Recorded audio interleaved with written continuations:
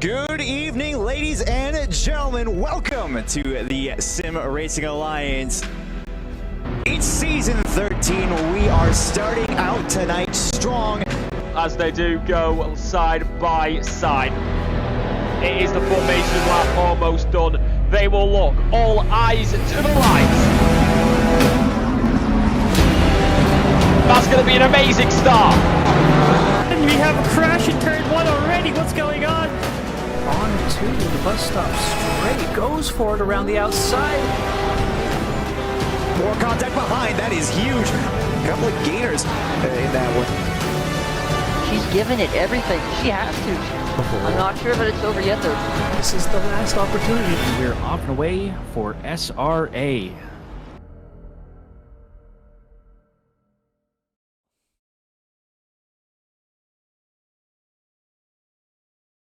Good evening, SRA Nation, and welcome to Season 14. It is Division 2, it's round number 2, it is the Circuit of the Americas. I'm Alexa Marshall, joined by Arjun and Mac Morgan, and gentlemen, what a fight we have coming into this race, and what a race it is looking to be here in the American night.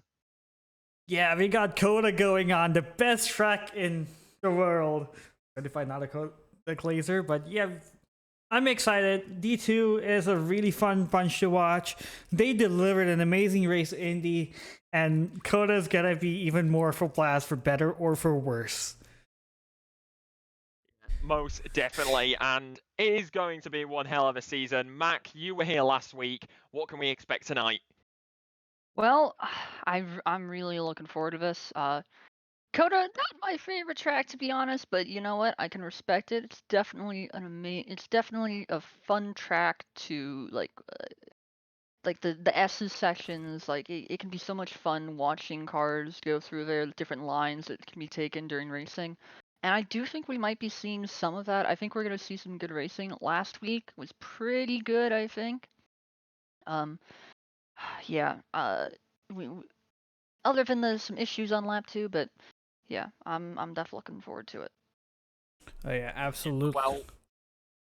Well, absolutely. Yes, we go on to calendar here. This is the second of our American tracks, and unfortunately the last, because what a run this has been, India and Coda. And speaking about this track, I know I'm glazing Coda hard, but Circuit of the Americas, the ultimate Tokadrome in America, designed for Formula 1 and also hosts multiple other races like NASCAR, MotoGP, WEC, which I've been at, the Lone Star Le Mans, and GT Volt Challenge, which variant we're using now. Circuit of the Americas 5.3. Wait a second. It's not 3.7. It's 5.5 kilometers. This is wrong. It's 3.42 miles. It has 20 turns exactly. It's a night race where the race temps are gonna be as cold as 16 degrees Celsius with a 60-minute race, 58 minutes window with 1 mandatory refueling. The track's been built in 2012. It hosted the first F1 race since Indy, which is the last race we did last week. I actually saw that race. An amazing battle between Hamilton and Vettel set the tone for what this track is about to become, a staple in many motorsport events. And we also have, well, a lot of amazing corners, because this is, after all, a Tokadrome. We start off with a hairpin, which has a similar turn profile to Eau Rouge, the run-up turn 1, believe it or not. It is super steep. I have walked that hill. And then we have turn 2, 3, 4, 5, 6, 7, 8, 9. This is the S's that we've seen in many tracks like Suzuka. Granted, none of these corners are identical to each other. Everything needs to be taken at a different finesse and a different speed. And then we have run down turn 10 to a hairpin of turn 11 before a super long straight. One of the longest straights that you have in this calendar. Down to turn 12, 14, 15, the stadium section. An amazing spot to watch the race from. With the quadruple apex turn 16, 17, 18, for some reason that's just 3 corners, which we've seen in other staples of Tokadromes like Istanbul Park, with turn 19 rounding up the track to turn 20, our difficult traction zone, to mark the end of her, honestly, a brutally difficult lap. Oh yeah. super hard lap. I mean, I experienced that firsthand last night in D5. Did not end well for me, unfortunately. Oh yeah. But you know what? It went well for some other people, and after I was out and I was watching the race, it was pretty fun. And I'm looking forward to that. And the good news about a difficult track is that you're more likely to see some mistakes, and mistakes mean racing. Oh yeah, we have definitely seen a lot of track limit violations in the previous in yesterday's race. As forgive me, I'm trying to join the server. As you guys want to talk about the standings right now, where are we at? Yeah. So. You go ahead. I'll let you take this one. Up in P1, we have Arced, who had a pretty dominating win last week in Indianapolis. He led basically the whole time, and while there were a few times where it looked like Thomas Olhausen might be able to catch up to him, in the end, Arced led almost the entire race, other than during the pit stop phases. Absolutely amazing win for him. But it was also good for Thomas Olhausen. Just behind that, we have Felipe Mueller, who finished technically behind some other drivers, but some penalties happened, which bumped him ahead. And yeah, another good race from him. He won the team championship last season in this division, and I think he's set to put on some performances this season, try to take a different championship. Absolutely. I mean, that's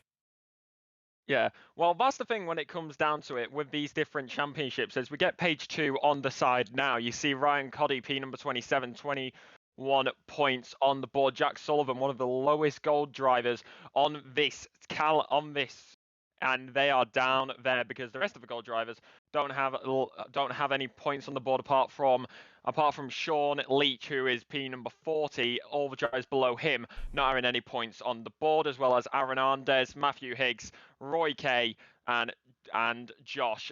Henry Ramirez, lowest driver on the grid on the standings, but P41 downwards, all without the points. So we'll get ready to go into qualifying. When we get ready and raring to go, as everything is shown on your side, and we get ready to go racing, as of course qualifying is now underway as we head over to trackside. Yes. As we head over. Yeah, that's right. Go ahead. Yeah. And we now get to trackside. If you're new here or you don't know how qualifying works, I'll talk it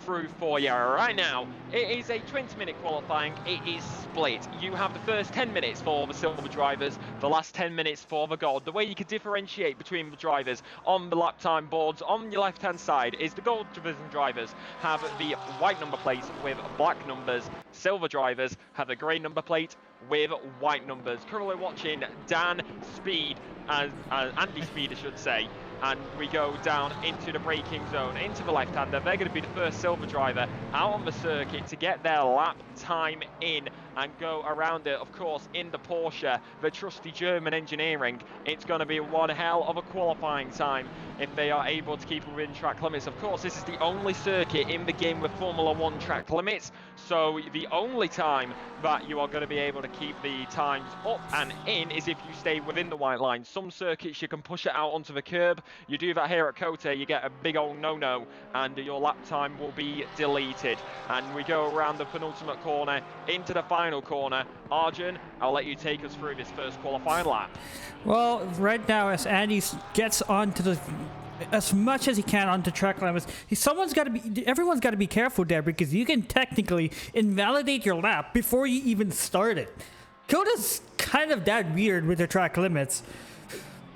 So as it looks like Andy is on a valid lap, and the whole mission here in these opening quality laps is just to get a banker in, because getting a banker is Well, you may think it's easy. Not with the track limits. It's so easy to push ever so slightly wide because, you know, unlike most tracks, the track limits here is the white lines. As Andy does a great job navigating the super technical Sector 1, completely misses the curbs, not risking it for track limits as he also gets close to the white line there. Pretty clean from him so far. Still on a valid lap. Well, even if you keep it valid, anytime you can make it not count. Through the left-hander, onto the throttle one more time, heading down this back stretch. You've got to make sure that you got a nice split here. You've got to make sure you got a nice and balanced setup. If you have a setup that does not have the straight line speed, you're going to get swamped down this back straight. You won't get the best lap time in, but you've also got to have enough downforce for that first section, for that triple right-hander. You've got to have it balanced. You've got to make sure it's nice and clean. Speed currently sat P number 2 as we do continue going around. He's going to be the first driver, like we said, to set a lap time here into the right-hander, into the left hand, and into the braking zone. Mac, he's almost done. What do we think he's going to do? I really can't say. You know, I didn't get much experience with driving the track before my race, and of course during my race I had an incident that knocked me out, but you know, I think it's been pretty clean so far, so I think it could be a pretty good time. That being said, Coda, there's a lot of like little minor things you have to do to get a really good lap time, and it's possible that he's missed something minor, so I really can't say. Yeah, I think the general consensus in this community is that Coda is one of the most difficult tracks. It's extremely technical, but extremely rewarding to get everything right. As Andy Speed actually is the first one to set a lap, and the folks behind him, the second person to set a lap is Jacob Hall and McComber following him.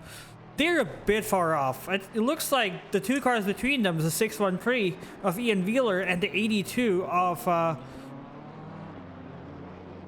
Caleb Craig. They invalidated their laps, their first laps. Yeah. As we did see a driver go all the way to the top there momentarily. It is McDonald and the 182. The McLaren going to be having their time perfect at the top. That was a 2:06.237. Next driver behind them is M. Platt, being 0.240 behind. The last lap being the 2:06.477. Into the S's, well, as they may be known, through this rest of this circuit. As we go over as you go over the crest and down the hill, this is where it's going to count. You've got to also be careful. The downhill braking can be a key factor sometimes when it comes down to it. You've got to brake a little bit earlier, as otherwise gravity will take you into its grasp. Luckily enough, it seems like it flattens out just before the corner entry. Through the left-hander and onto the back straight you will go. You've got to wonder, though, which car's going to have a major advantage here. Ferrari may have it through the first few corners and in that final section, but there's also cars like the Aston, the McLaren, the Lexus especially, being driven by Douglas Mitchell tonight in the Gold Division. They're going to be absolutely monsters on the straights, like we've seen from the divisions earlier on this week. I don't know. I saw the Lexuses yesterday in D1. Unlike Indy, the Lexus is kind of struggle here on this track. See, one of the cars that do not struggle on this track, aside from the obvious, is the BMW M4. As you see, Noah McComber, he was half a second up in his personal best, and he's lost most of it. Still time to gain. Now he's 4/10 behind his personal best. He'd probably be the first of the cars to break into. Now I say first of the cars. Andy Speed's already in the 205s, but it's gonna be up there for McComber. What's gonna do? His teammate Jacob Hall goes P2. McComber goes P4. And Ian Wheeler finally sets a lap, and he's stuck behind, well, what do you know? A Lexus of Caleb Craig. Yeah, well, that is the key factor when it comes to qualifying. You've got to get your best time in. Speed currently up at the top, 2:06. 2:05, I should say, .777. As this does continue here at Kota. Speed up top, Suave P number 2, Platt P number 3. All the times it's pretty tight actually. The top 4 separated by less than 2 tenths. However, you've also got to remember this is silver. You've got to wait till the God drivers come out on track in another 2:45. So let's actually go on board with Nico Suave as wow, you're on the wrong side of the car. Damn you British people. As you can clearly see how much he's just dancing on the pedals here. It is really difficult, especially in the rear engine cars, to put traction down. As you see, Suave goes a bit wide, goes over the curb. I hope he stays in the track limits. But yeah, that SS is not easy in this car, in any of these cars. Yeah, I mean, we're talking about the S's. Mac, give us your perspective from them last night, especially in qualifying. S is really, really difficult to get right. There's so many different things you have to consider when you're going through the S's. Where you're braking, your orientation, your position. I mean, those are always important, but in the S's, with the way they chain together, if you get one thing slightly wrong early on, it can cascade down the entire section of the track and cost you seconds of time. It's so important to be right on the line the entire time through there. Yeah, well, speaking of right on the line, currently up on his lap time, and it looks like it's on track for pole for the time being. It is going to be McDonald. He's P number 8 right now. We're watching him. The McLaren, the 182, trying to do what they can, losing a little bit of time through the triple right-hander. May not be the fastest lap time as you get up to about 4 tenths improvement. Down into the final corner, starting to lose it, and it looks like they were going to go there, but that final sector not going to work out quite right, only up into P number 6. Next driver, currently sat up top, Macomba, is a 2-minute 5, as that is now dethroned by the 111 of Suave. There you go, P number minutes, 2-minute 5, 6.25 for the good old Bentley. The Bentley is doing really well here. Nico is on provisional pole for the silver drivers, but you're not done here. If you have David Funk here, he's on a flyer right now. He was so far up, he lost a bit out of the stadium section, but there's still time to be gained. He is right now again provisional pole. He got a good exit out of turn 19. Will he nail turn 20? Yes, he does. He's gonna put his GTR into provisional pole right now. That's a 2:05.4. That's a stupidly quick lap for a silver driver. Well, we'll have to wait and see as there's slight improvements across the board. And now look to Jacob Hall, trying to get as close to that lap time as he can, trying to improve as much as possible. He needs 0.515 to get that top lap time here with silver qualifying. Of course, when the gold drivers come out, we'll get a more retrospective of where everybody will line up on the grid order. We will get the answers which people may be asking, but in that very much Nintendo-inspired livery, aka Mario. Let's go. And that was terrible. And through into the triple right-hander one more time, trying to put that Beamer on the pole lap time through the right-hander, trying to keep it clean, trying to do everything he needs to as we are past the 10-minute mark. The gold drivers will begin to file onto the circuit. Speed up at the top right now, 2-minute 5. 4 dead, and into the braking zone, into the left-hander. He is not going to be on a time for pole unless he might be, and the final corner going to be getting as much speed as possible. It's not going to work out though. Only P number 6 for Jacob Hall. Speed up top, followed by Funk, then Wheeler. As that was that a disconnect as Funk just went to the top? Wait, was it any speed? Yeah, I don't see him in I don't see him here, but he does have time to rejoin, and he will keep his lap as long as he rejoins the server before qualifying ends. Yeah, so we'll wait and see what he will be able to, what will happen with him as Max Stakes goes up into P number 10. There we go. Speed rejoins the server. That's the top silver time this evening, unless Matt can get an improvement. What can they do here? Only up at the P number 12. So it is going to be speed fastest of the silvers, 2-minute 5.4 flat. Now we go over to the gold drivers. It's going to be the 339 into the pit lane. It's going to be the number 39 right now that we are watching. Philip Ennis Muller taking this season off commentary, and it is going to be a one to watch. The rest of the drivers making their way through, and the first gold runs are going to get right underway here, Mac. I disagree with you. The one to watch here is Art. He absolutely dominated. He got the triple slam in Indy, and have you seen his lap times that he has been putting here? I was worried that the Beamer is going to get bopped again because of him. He's extremely fast. I'm pretty sure we're going to see 04s from Art. I'm also fairly confident that he might be the only ones to be the 04th, unless someone can deliver a Hail Mary lap. It may be Hail Mary, but it's still a lap nonetheless. And through these corners, I believe, yes, he has. Arct has already invalid. And that is so the next driver which we may watch is going to be the number 10.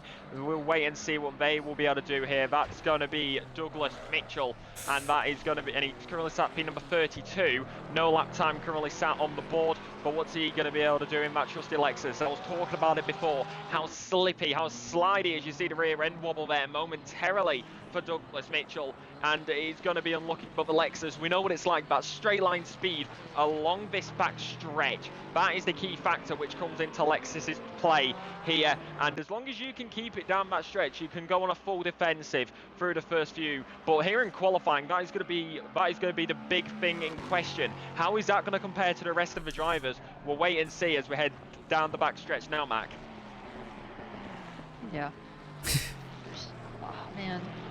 The way if my brain can work for a moment, I'm really interested to see what silver drivers are going to be right up there with the gold drivers. This is something that happens at the start of every SRA season.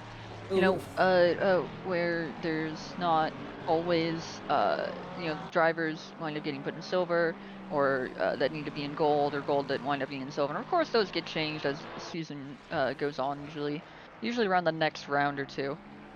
So I'm really interested to see what drivers stay in goal, get moved up, or unfortunately moved down. I mean, well, that is the key factor, as Douglas Mitchell around the final corner going to be going down to the line. What are they going to put down on the lap times? Only P number 25, 2.172 off the back, but we got to remember, these are only bankers. These are the first laps out on circuit, trying to get that rubbered in and trying to get as much speed as possible. I'd like to interrupt the stream to give a shout out to Ivan McCrowat. 12 months sub. Thank you for supporting SRA.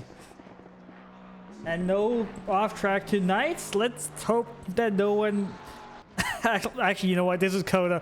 One can only hope that no one gets a drive-through. But then again, this is D2 drivers they're talking about. Let's not underestimate these guys. Some of them have been in D1. Some of them are on their way to D1. You know, I tell you what, I'm looking at the deltas right now. Arct is already on his way to taking pole position.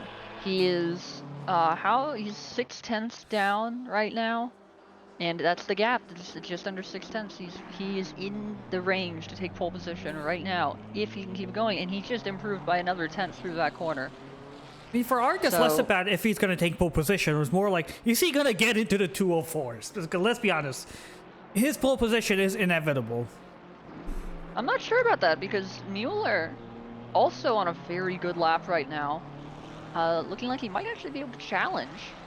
He's currently near 9/10 down on his PB this session so far.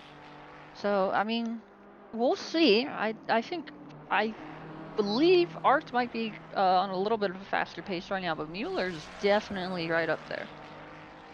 Yeah, and well, as Mueller moves through these final ones, into the final corner, through the left-hander, currently 7/10 up on his lap time. This may be enough, it may be there, but Arct goes to the top, 2:05, 2:40.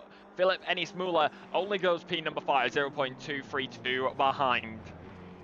It looks like he's lost a bit of time in the final corners. And also, to answer Prime's question as to why Mueller let Arct pass in the outlap, because I feel like he knows that Arct is gonna be storming and he's not gonna be worried stuck behind the BMW. Oh yeah. As Josh Yagi here surprises everyone, he goes provisional pole. He's the first cars in the 04s with an 049. Mustang is super strong here. If you have seen the D1 stream, he has been a Mustang slaughterfest. Let's hope that there is someone to challenge this overpowered beast of an American car on this track. Yeah, well, that is the key factor. The Ford Mustang, ever since it's been bought into ACC, it's been a car to watch out for. Everybody's been using it. Everybody knows about it. Hence why BOP is used so much on it nowadays. But it is still put in the right hands of a driver, and it is a beast to watch out for. Right now, though, Arced just about a 10th up on his lap time. Maybe in these final sections, he will be able to get it, as Damiani is still going to be up there. Also on an improvement, it's a 204.917. So we're broken into the 204s here this evening, into the double right-hander. And one more time, into the double left-hander. Heavy braking, that's going to be a key part of this circuit in the race. If you're brave enough, you can go for a move down the inside. However, that may compromise you on the exit and then set you up for the outside here through the triple right-hander. Infamous here at COTA, with that tower right next to it. Probably the best place to view if you got the money for it. But down into the penultimate, then into the final. What will Arcs be able to do? He is on an improvement, but it looks like it's not going to be enough. Only about a 10th as he comes out the final corner. Pedal to the metal, foot to the floor. Only P number 2 goes 0.205 behind the top lap time of Damiani. Damiani also on an improvement here, a very slight improvement. Trying to improve that time to ensure that nobody else can catch up to him. Philip Ennis-Muller going to continue to stay where he is for the time, being slight improvements across the board, but with 1 minute 7 seconds left here in qualifying, it looks like it will stay as it is in here in quali. Here in COTA, under the American sunlight, it will go dark for the race, but Damiani goes across the line, slight improvement to bring it in P number 1. Everybody else will look to improve. Damiani resets to the pit lane. Arct is going to stay out there on track, as well as Goriel and then Rust. Through these final few for the rest of the drivers, as Velasquez comes around and to the line, not going to work out there either, as Arct has invalidated. That will be his qualifying over, and now it comes down to Rust, who's also invalidated. Goriel has not invalidated, but they are not up on their current lap time. So right now it is going to be Brooker Quigg who is going to be the man to watch. Down into the braking zone, but he's 1.1 behind. He's going to have a mega improvement here, but I would say a jump up the field can definitely help you out, and it would not be too bad to try and catch it. He's 4/10 up on his personal best. If he maintains his position, it's going to shoot him up all the way into the top 10. If he improves by another 10, it can get him up as far as P6. Brooker is in a good position now, which is good for my fantasy. Let's hope he delivers. Yeah, well, it's one thing to deliver, another one to get. As Brooker Quigg continues round, he is not on for pole, but he's on for an improvement. Currently sat 1.145 behind the pole lap time. With his current improvement, he will go up to about P number 13 maybe, if he's able to keep coming out of that left-hander. All the delta just slips away. I am so sorry, Brooker. Oh, COTA does do that. Of this circuit, down on the lap time, not going to gain improvement at this moment. But one man who will be looking to improve and jump up the field actually to bring it to be within a second, so up to P number 15 at this current moment in time, is going to be Archie in the Lamborghini Huracan Evo 2. He's going to be making his way around as low gain, 6 tenths up at this moment in time. Comes around the final corner, goes P number 14 in the trusty Lexus as the checkered flag now flies here at the Circuit of the Americas. 8 tenths up right now. On his lap time is Archie, going to be coming down into the final corner, into the left-hander, the Lamborghini Huracan Evo 2. One car which can be infamous, used in the right hands of a driver, goes to the line, goes P10. That is not a bad lap time at all. That's a great improvement for Archie here, as we've seen him last race fighting for the top 10, but he put it so early that his tires were shredded. This track's not any better when it comes to track items. The only saving grace is that it is cold. Also, I hear myself twice. Alexa. Sorry.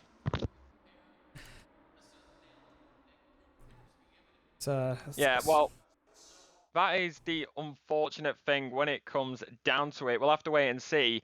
As Arjun, I believe you have something to say. Yeah, we got the standings coming up. We have the 9-pole 3-wire Ferrari of Penis and Tollhouse, and they had a really good race. I think they finished second and third at Indianapolis, followed by the Dark Side of the Moon with Michael Schwarzenegger and Simon Goriel, who is in my fantasy. I just didn't know that he changed his name from Michael Schwartz to Schwarzenegger. There we go. They're P2, 124 points. A good chunk behind the Ferrari ahead. And then you have the first champion motorsport car with Roy Key and Art, who dominated the race last round. And then you have the blind hand racing of Patrick Russ and Brooker Quick, who actually ran alongside each other for most of Indy. Fight by luxurious how do you even say it? That's a tongue twister. Luxurious racing. With the Lexus team, Caleb Craig and Chris Logan, these guys decided to stick to the Lexus for the second race, unlike some people in other divs. With the Rebel Alliance racing of Matthew Schwartz and Doug Mitchell, these guys are D3, and I think Doug is not getting carried this race. And then you have Harold McDonald and Jack Krause in P8, followed closely by the Pink Daddy Funky Town GTR with David Funk and Ryan Cody. And then we have the Champion Motorsport and X-Madhouse Racing Lamborghini with John Archie, who had a pretty good race, and Matt Heggs. These guys are tied with the GTR team above. And then we have the Luna Motorsport Porsche. Actually, I think this is our second Porsche with Selena and Jess tied for position with Jack Sullivan and Ian Byron. And also, I hear myself again. Next, we have the other BMW of Luis Vasquez and Pablo Ferrer. And going down the order, we have the first race force team of Abdul and Anthony Jadubal and Anthony Kelly, the Super Mario team of Jacob Hall and Noah McComber, and then the other champion motorsport car of Connor Adams and Nick Sand. Wow, Nick is so washed. And then the Sutherlands of Neil Sutherland and Mark Sutherland, the father and son duo. And then we have the TC8 RTAW team of Wilder Vargas and Andre Velasquez. Then we have Ryan Garrity and Sean Leach in the amazing Bluey cars. And then we have the Podium Hunter backmarker team of Matt Schmitzer and Elite Levine. Rounding up, we have a team which is not supposed to be this far back. It's Cody Platt and Paulie Hartman in a Champion Motorsport oiled up Mustang, followed by the other Champion Motorsport oiled down Mustang of Josh Damiani and Ian Wheeler. Josh is currently our pole sitter in this race, and Ian Wheeler, he is a D1 driver historically. So hopefully we see performance from him. Actually, wait, has he been in D1? I think... Actually, no, I have confused him for someone else. Probably. And then we have the NWSR team, which dominated in D1 with Max Diggs and Andy Speed. These guys are Porsches. I think Andy has provisional pole for the silver drivers. And then we have the baseline solo pony with Alexander Giordano and the rest of the team of the Guzmans and Anderson and Ramirez. These guys don't have any points. Coming back to the race, we are, I need to refresh the screen.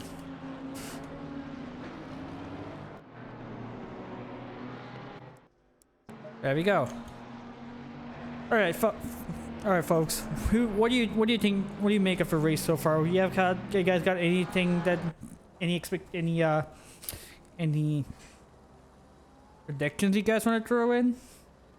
I'm looking forward to the fight between Damiani and Art, personally. It's pretty, Art absolutely dominating in Indianapolis, but Damiani looking like a pretty good pace in qualifying. Will that translate to the race? Guess we'll find out. So one thing to make note is that Simon Gorio and his teammate, they are driving the 488. And the 488 is great on this track. It is extremely fun on this track, but it's a bit down on power in this race. I wonder how that's going to affect him, considering that he is followed by two Porsches. I doubt that's going to be too much of a problem, but slightly behind him is David Funk and Ian Wheeler in the GTR and the Mustang. These cars are fast in the straight line. Also, we got confirmation from chat that 769 has no force feedback and trying to rejoin the race. Hopefully they can get in before the green flag, or I don't think the server will let them join. I haven't tested that out, but so I cannot confirm. Well, it's unfortunate when things do happen, as apparently they missed qualifying. So they may not be able to get into the 7, but no, the 769 is now back in. They will have to go with a pit lane star. That is Carlos Guzman, and they are and that is unfortunate for this race. They will have a pit lane start. It's going to be interesting to see if they can sight through the field. As we come into the triple right-hander right now for the leaders, as we're watching, and Andres Velasquez, and I am so sorry if I got that pronunciation wrong. Going to continue going throughout the rest of this circuit. Going to be continue going into these final moments. A little bit closer, a little bit every moment that you do need as we go for more time. Into the final corner we will go with the leaders. It is going to be the race start, and as you come round to these final few corners, you know how this goes. As the formation lap comes to an end, they will now all go double file, and it's infamous, it's Kota, it's two abreast, it's an absolute grid. Hopefully not so much a car park. We use the Formula 1 start finish line here, not the timing line on the race start. Let's get ready to rumble as all the drivers come around the final corner. It is going to be here at Kota, all eyes to the lights. Green light, give it all you can. As they go green, and Josh Damiani gets a great start. Here comes Andy Speed trying to send around the inside as they go 4 wide. And John Archie trying to send him in David Funk and Mueller on the outside. Mueller gets run wide. It looks like Andy Speed just gains a lot of position, or actually he stays ahead of Archie and Mueller. Looks like Archie's the big winner here. He gained 2 positions off the start with Ian Mueller and David Funk losing position. You have incidents on the back. Who is falling behind? Will be Hall. Hall is dropping further and further down that grid order as they have all having incidents, it seems. Luckily enough, only one driver off, actually nobody off. That's the 769 now making their way out of the pit lane. Hall had an incident on that race start, but so it seems they lost quite a lot of positions as they dropped further and further down the grid order. Now looking to keep on going as the rest of the drivers, the top 5 got away scot-free, and the most positions gained was about 8 positions actually by Sullivan. They're currently sat in P number 22 as it does currently stand. Sullivan, the 711 did not. As we go further and further, people asking how did we survive that? Because this is a sim racing, because this is racing. Archie picking up 4 positions on that race start. They now sit P number 6, side P number 10 on the grid. Wheeler also seeming to have a decent time, same with Philip Ennis-Muller, and then Funk is right behind him as well. He lost out 3 positions on that race start. Starting at P number 12 was Jadbal, and they are P number 10. That rounds out the top 10 for you. Rest of the grid trying to make their way through, trying to make it clean it seems, and further and further throughout the rest of this race start, but it looks like we're keeping it clean, we're keeping it tidy, and the gaps are all over for them as we have some nice little gaps forming. But you got to wonder at the end of lap 1, how are these battles going to form against each other? Oh, it's just Osborne gets run wide by Fair. Is it going to be enough for the Jack Krause, who doesn't look like it? Jess has got ahead of him, and he closes the door. And as Jacob Hall behind, he has to pace. He's down 28 places. He's going to try to push past him. I see you have overtake from David Funk. He tries to send it around the side of Jodo Ball. Is he's going to keep it in? No, he's not going to. He's going to slot himself behind the McLaren team as Jodo Ball and Aaron Kelly.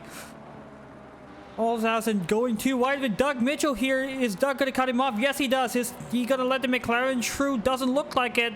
That looks like track limits for Thomas Olshausen. Is he going to get a warning? Because you only have 3 warnings before you get drive-through, and it's so easy to pick them up. You do not want to pick them up pick up a track limit warning, if not any. Especially this early on in the race, it can get real unlucky. Looking at the gaps right now, the closest one out on circuit is between Archie and Wheeler. They're sitting about 0.3, and it's all over the place. A car 4 train, and it is the Porsche which leads it. It's Speed followed by Archie, followed by Wheeler versus Philip Ennis-Muller, and then it is going to continue on throughout the rest of this race as they keep this tidy and clean. Ooh, my PC just cut out there as looks like Wheeler's trying to send it around the inside of Archie. That looks like a tap on Andy Speed, but Archie comes back as Wheeler gets over slowed there. That I almost missed that for my PC freezing. What we're trying to figure out is that is going to be a battle between the Porsche and between two Fords, actually, wheels to wheels, side by side, a Ford and a Beamer, actually. My apologies. And then into the right, and then into the left-hander one more time. They got the other one. They got good old Velasquez, I do believe, right behind them, trying to make their way through. This is why we love COTA, as it is 6, and it is 6 a grid through into the triple right-hander there momentarily. Looks like Wally is actually going to be the driver who will stay in front. We will get a replay here. That is what happened. That is contact. The Porsche seeming to be getting caught up in that, or is that a... Is that a Mustang? It's hard to tell. It's a Mustang. Yeah, it looks... Yeah, it's hard to tell when it's nighttime, and it is a carbon fiber livery, as that is into the pit lane. That is going to be Cody Platt. Yes, Cody Platt, the person who was tapped and going into the pits. Super early stop is Josh Worley in the Lincoln Park hybrid theory car. That's so early. That's 5 minutes in. I know he's trying to get the track position here, but his tires, how good are they gonna be after 55 minutes?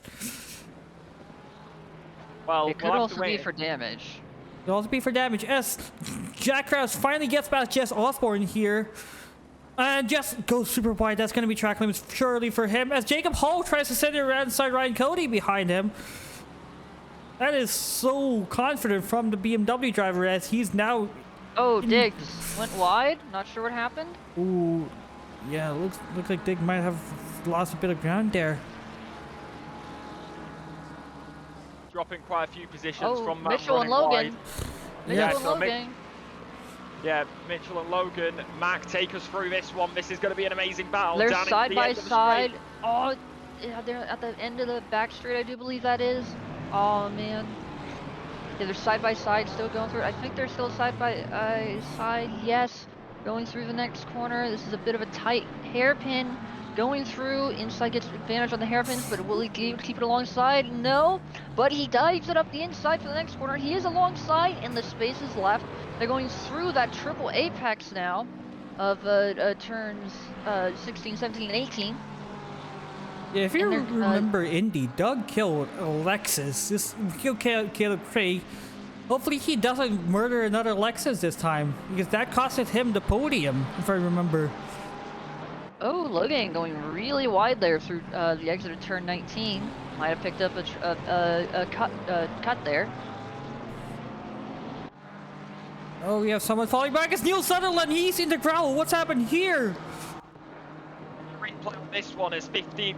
We go 15 seconds back if the replay would like to work with us, which sometimes it doesn't, but we will now get the replay going into the left-hander. What happens here? Was it a punt, or was it just on his own accord? It's over the curve, loss of undulation, loss of the downforce, and into the gravel. It just looked like he just overcorrected the car there. Maybe, but the battle of the Lexus is now over. That is going to be Logan, who is going to be ahead of Douglas Mitchell, and these drivers are going to be giving everything they have around this circuit and all the battles around the circuit. But you got to wonder, how are these nighttime temperatures and conditions going to affect it? It's no rain on the forecast, as that is going to be Jack Krause, who is going to be off into the grass there momentarily. He's going to lose one, he's going to lose two, he's going to lose the third position from that, but coming onto it, it looks like he's trying to get the position back down into the braking zone, but it is unlucky that time. Down the back stretch, it's going to be Angeles Velasquez, who's going to be on the back of Macomba, and further, closer and closer, wheel to wheel, side by side, into the braking zone you will go. Beamer versus Beamer, German Engineering versus German Engineering into the left, and it is going to be Velasquez who will be the driver in from the good old 988. Well, I mean, so far this battles we've been seeing is like the same manufacturers battling out. It's like you don't really see the straight line advantage of some cars being put on show here, apart from turn 1, where we spot John Archie, Annie Speed, and Ian Wheeler going. Let's go check on how they're doing. Looks like they have settled down temporarily. John Archie making most of his first lap. He's 4 places up. He's not gained much. Another driver also 4 places up. Slightly behind him is Timothy Jetabo. But none of them has gained as much as Jack Sullivan here. 9 places up. So is him and Matthew Schwartz. These guys want to keep a momentum going. They are battling out here. Especially Jack, as we see have a battle, a dive bomb happening behind us. Caleb Craig was set an overtake on Cody Platt. Doesn't look like it. Looks like he was trying to go defensive.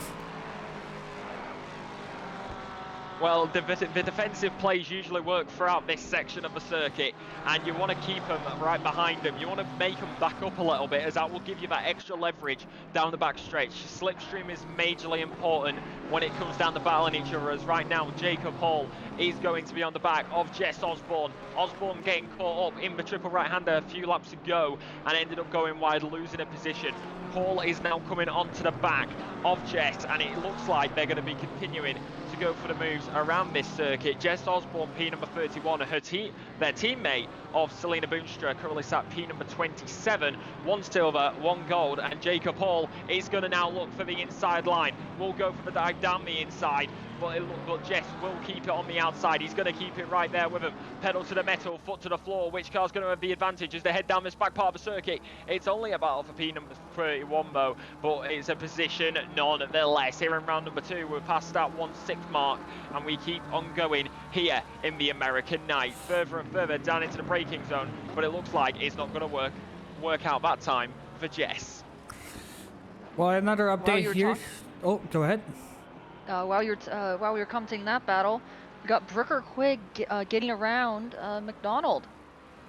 It was a great battle, lasted through the entirety of Sector 1, and it basically went from turn 1 all the way down to, what corner number is that? I gotta remember corner numbers. Turn number. Yeah, turn number. So one before the back straight. As he got this battle brig up here, looks like Thomas Alhausen has caught up with Doug Mitchell. I wonder if Doug is gonna. Oh, he takes the curb so much. That's going to be a compromised exit for Lexus, but it's not going to matter because he's going to understeer ahead of Alhausen anyways. As John Archie here is right on the bumper of Andy's speed. Archie seems to be pushing it. We did see the Lambo put up a show against the McLaren and the Mustangs in D1 yesterday, but granted that was Mr. Sir and Michael Menning. But Lambo seems to be surprisingly competitive in this track, but is it as competitive as the Porsche? Only time will tell, as Archie sends it around the inside of Andy Speed, as looks like Ian Wheeler has tagged Andy Speed there. It's going to be Wheeler, who is off the Porsche of Speed, is the one who clipped him going down for it. Probably did not expect the door to close as much as it did, and that's going to majorly cost them. Not 1, not 2, not 3. They've lost 10 places from this incident here. That is tragic. Yeah, well, right now, Wheeler's going to be on the defensive because here comes Velasquez. No, it's going to be the Ford, actually, looking for the move around the outside. It's going to be Harter. It's going to be Hartman, who's going to be right there with him. He's going to be right there around the outside. The Porsche stays ahead of Speed of the Porsche stays ahead. Wheeler and Hartman going to continue in this battle, and it's going to be Wheeler, and it's going to be Hartman. Hartman on the inside, Wheeler on the outside. Further and further, every single inching closer and closer down into the braking zone, into the left-hander. Little bit of contact maybe, but it looks like it's going to keep it clean. Wheeler ahead of Hartman. Yeah, they kept it clean. I mean, this is so far the race we've been seeing so far, apart from the incident. And to correct turn 1, we had 4 wide, everyone left. And there was no restart. In fact, it was cleaner than D1. Interesting when it does come down to it. Looking at the gaps over on the board, it looks like it is going to be Olhausen versus Mitchell as we head down into turn number 1 into the braking zone uphill. You got to remember that's going to be an advantage coming into turn number 1. It's an uphill braking zone. Gravity's doing the work for you. You don't have to put that pedal. You don't have to put that pedal to the metal into the braking zone quite as early as you might have to go in a downhill or a flat section. Let gravity do the work, make it a lot easier on your part as we head into the right-hander, into the left-hander, then one more time into what I like to call the squiggly bits as it gets a little bit squiggly through this section of the section of the circuit, and it looks like it's going to stay there for the time being as right now we go over to McDonald and Speed. The Porsche losing out there momentarily. You're going to have Wheeler coming up behind him. Speed's going to lose out not one, not two, but three positions in that battle. Hartman's right there. Here comes Velasquez. Going to be looking for a move down. They're going to be a dive bomb.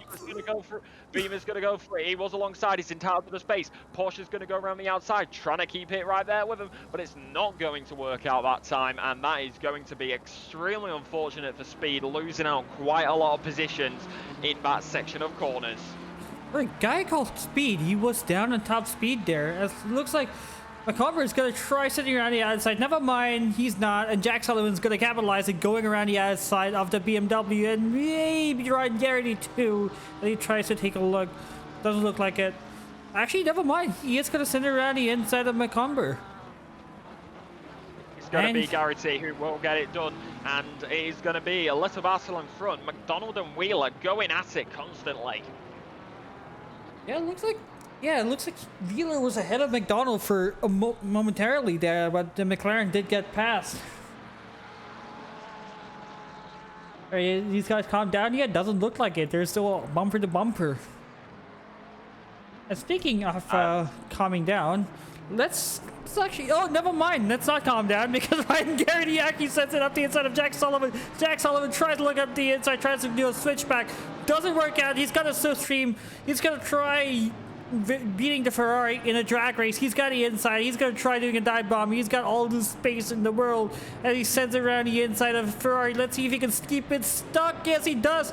Ryan Garrity tries to look up to the inside, but he has to slot behind the Bentley of Jack Sullivan. It looks like that's the way it's going to go this far. Mac, let's get your thoughts on this race so far. All of this has been a great race. There's been a lot of really good racing so far. I have been like, I'm the one handling the pip, and I've been going up and down the order, looking at all the different battles going on. There's so much racing going on. It's super exciting. Oh, it looks like what happened here, Michael Schwarzenegger. No, he's put in a wall. That's my fantasy down the drain for this week. Yeah, my fantasy was down in the drain because I think so one of my fantasy drivers is Worley, who is currently in last after pitting early due to damage, I believe. Another fantasy driver was myself, who crashed out on lap 2. Another fantasy driver was in D1, and I don't know if they showed up. Who was it? So, Kelvin Lau. Kelvin. D1. Kelvin died. Oh, he died? Yeah. Oh, so he did what I did. Yeah. So that's 3 of my fantasy drivers. Oh, no, wait, sorry, 4 of my fantasy drivers. Because Riley Greer had a pit lane start. So only one of my fantasy drivers actually scored decent points this week. Unless, of course, Joshua Worley comes out of nowhere and comes back up the order. Well, I mean, Worley did pit early, so let's see if he's got the track position. He's got clean air. He's got to put the laps in. In fact, he doesn't have fastest lap, but he is a second faster than everyone except for the top 8. And speaking of this battle here, looks like Velasquez got past Ian Wheeler, and Andy Speed got past. Oh, Andy Speed's speeding, but he did momentarily get past Jack Sullivan. And Ryan Garrity, as these guys are still battling out here. We got a request for update from the leader by Sir Owns a Lot. Fast, you got this battle going on. Ark is following Josh Amiani pretty close by. McDonald and Hartman. Oh, McDonald and Hartman. We cannot even go back to leaders. There's just so much happening, Medpack. Just gotta keep our eyes glued to these battles here. It's so hard because you got to watch the entire order because everyone is battling and you never know where you need to put the camera at, and it's really hard trying to figure out where I need to put the camera to get the most action I can. Yeah, and I mean, now I guess now we can talk about the leaders. Coming back to leaders, Art has the fastest lap. It's a 06.3. Josh isn't any slow, much slower than him. He has a 6.4. These guys are lapping the same places.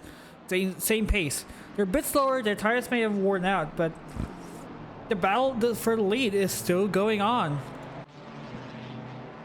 Yeah, well, that's the key factor. They're still within a second of each other. Realistically, when it comes down to it, that's going to be a move down the inside by Hartman. Oh, Here comes who's that?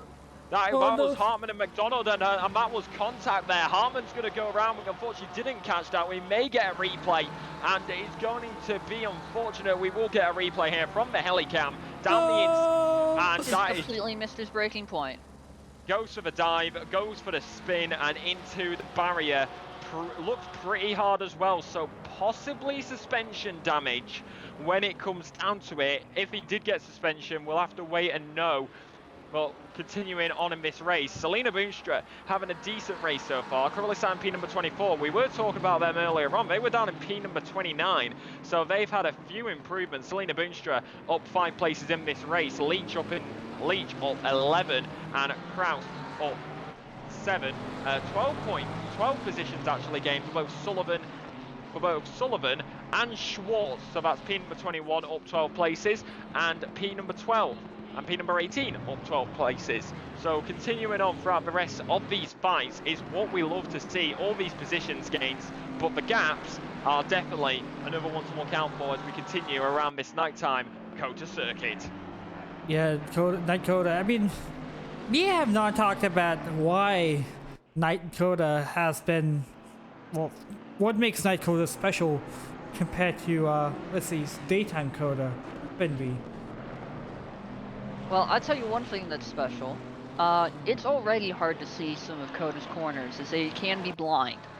When you add into the fact that it's night, it can be darn close to impossible trying to see where you're going in some corners, and you just have to ride out on your memorization of the track, and that can get interesting. As you have the battle for lead going on, this is what makes Night COTA special. The absolute party scene on this track with the lights from the arena and the tower. It's certainly very cool. Yeah, as you head through the triple right-hander, you can see the leaders just passing there. They're trying to make as much room as possible. Damiani has been in this lead, has been holding onto this lead for quite a while. Over this lap, though, that's 2 tenths gained. So it's going to be interesting to see if that will be brought down every single lap. Battle wheel to wheel, side by side, could be up very, very soon. Jess Osborne, though, trying to make their way past Proust. It looks like they have. I mean, this battle has been going. Actually, it looks like Kraus got past Jess, because Kraus was behind Jess after he had an excursion off track. As this battle is going on between Caleb Craig and Ryan Cody. Craig had a pretty decent run at Indy before he was taken out by Doug. Not doing so well here. This looks like we have started the end of the pit cycle with Spencer and Leach in the pits. Wonder if that's going to trigger a pit cycle to start. That's the thing what you got to think about sometimes. When do you need to pit? We're 38 minutes left in this race. Your usual pit stop period will be between 35 minutes and 25 minutes. That's when you will see the most amount of drivers come in. We are approaching that window, so those drivers will be opting for the undercut. But it's a bit of a tricky one here. Sometimes the undercut works, sometimes the overcut works. It really depends on what the drivers are doing out there on the circuit when it comes down to it. Garrity still trying to get past Sullivan, tries to look to the outside. Sullivan is going to lose out there actually, rear end wobble there momentarily. Here we go, down through the left-hander and down towards the braking zone. It's into the braking, into the braking, into the brakes. Here we go, through the left, through the right, and here in the American night, Garrity gets boxed in. That's going to give Macomber a perfect bit of slipstream, a little bit in front though. That's going to be Wheeler on the back of Velasquez down into the braking zone at the end of the back straight, and he is going to stick it there. The Ford Mustang versus the BMW, American engineering versus German engineering.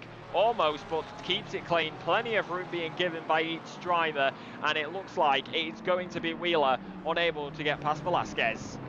I like to make a fact check that the Mustang GT3 is developed by a Canadian company. Ford is still American. Yeah. Oh, You know, I sure, tell let's you go with what, that. you were talking about the pit stops just now. I don't know about you guys. I find it hard to believe we're not even halfway through this race yet. This race has been so action-packed, and I feel like it's been going on forever because all this action, as I believe Garrity dives into the pits. We got our first. Oh man, we got a lot of pit stops now. Some of our Selena, first Ryan pitters. Garrity, and Polly Hartman, they're in the pits now. Actually, no. Polly just lost positions. Actually, yeah, I think he just lose position. Garrity and Boonstra in the pits, but like there's so much going on. We're only just now entering the pit window. We got a whole 35 minutes left of this, 36 minutes left of this, plus however much it is.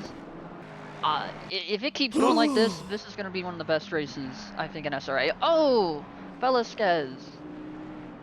No, Yeah. what's happening here? Yeah, that's Velasquez off and in to the barrier. That is extremely unfortunate, losing plenty of positions there, nearly 10, and into the barrier again. They're only going to lose more as through comes Kraus, through comes Diggs. Where is Craig? They are closing in. They're now within a second. Where are they going to be? They're right there. They fly past, it seems. Almost a bit of contact. That got real hairy, and you can see the damage to the bonnet of that Beamer. You know, I tell It's you called what, a he is hood, and fortunate yes, it looks. He is- Oh, go ahead. He is very fortunate in one respect. It is the pit window. Yeah, It is the pit window, so it'll suck that he'll have to go in, get that repaired, but he's not gonna be off strategy as a result of that. You know, maybe it's only a little bit of a consolation, but you know, better than nothing. And on the Velasquez teammate here, Vargas. Vargas seems to be battling with Jacob Hall. The other BMWs on a recovery drive. Is Hall gonna get past the BMW? Tries to look for the inside and the switchback. Doesn't make it stick, and they are gonna settle in behind each one, following each other again. And yeah, coming back to Velasquez's incident, I suspect the reason for the second spin was because his tires were royally cooked up there from that first spin, and he just couldn't put the foot down. Very easy thing to do, you know. You make that one mistake, you spin. It doesn't even have to be a spin. Sometimes you're just drifting through a corner, and now your tires are hot, and you're just like, dang it, man, I'm making mistakes, and now you're getting mad, and you're like, nope, can't do it. So you go and you're trying to push to try to gain up all that time you just lost, but your tires are overheated now, and it's such an easy mistake to make. And it looks like Cody Platt finally gets past Matthew Schwartz here. It's Polly Hartman, who I believe is in the damaged car right now. Is he going to try to follow past? Doesn't look like it. Also, coming back to the pit cycles, I was stuck behind a slower pack yesterday in the D1 race. And I pit with 40 minutes to go, and I came out 3 seconds ahead of the people who I was alongside with when I pitted. So the undercut does work, and so does the overcut. What matters here is making the most of your time. Like, yes, you're gonna have the fresher tires, but what matters most is, like, if you're stuck in the train, your lap times are gonna be slow, as these drivers are, like, we can clearly see that the drivers who are stuck in traffic are pulling in like 209s and 08s, and those who have a clean air are doing 07s and 06s. Traffic is the reason why you should be considering an undercut and overcut.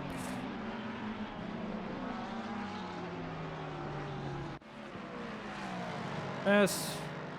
Oh, never mind. Hartman did not get past Schwartz. I thought they got past each other. Doesn't matter. We are gonna be approaching our halfway point of this race in around the lap, but it looks like Josh Damiani and actually Art seems to have pitted, followed by Simon Gorio. These two have pitted. I wonder if Art is trying to get the undercut over Josh Damiani.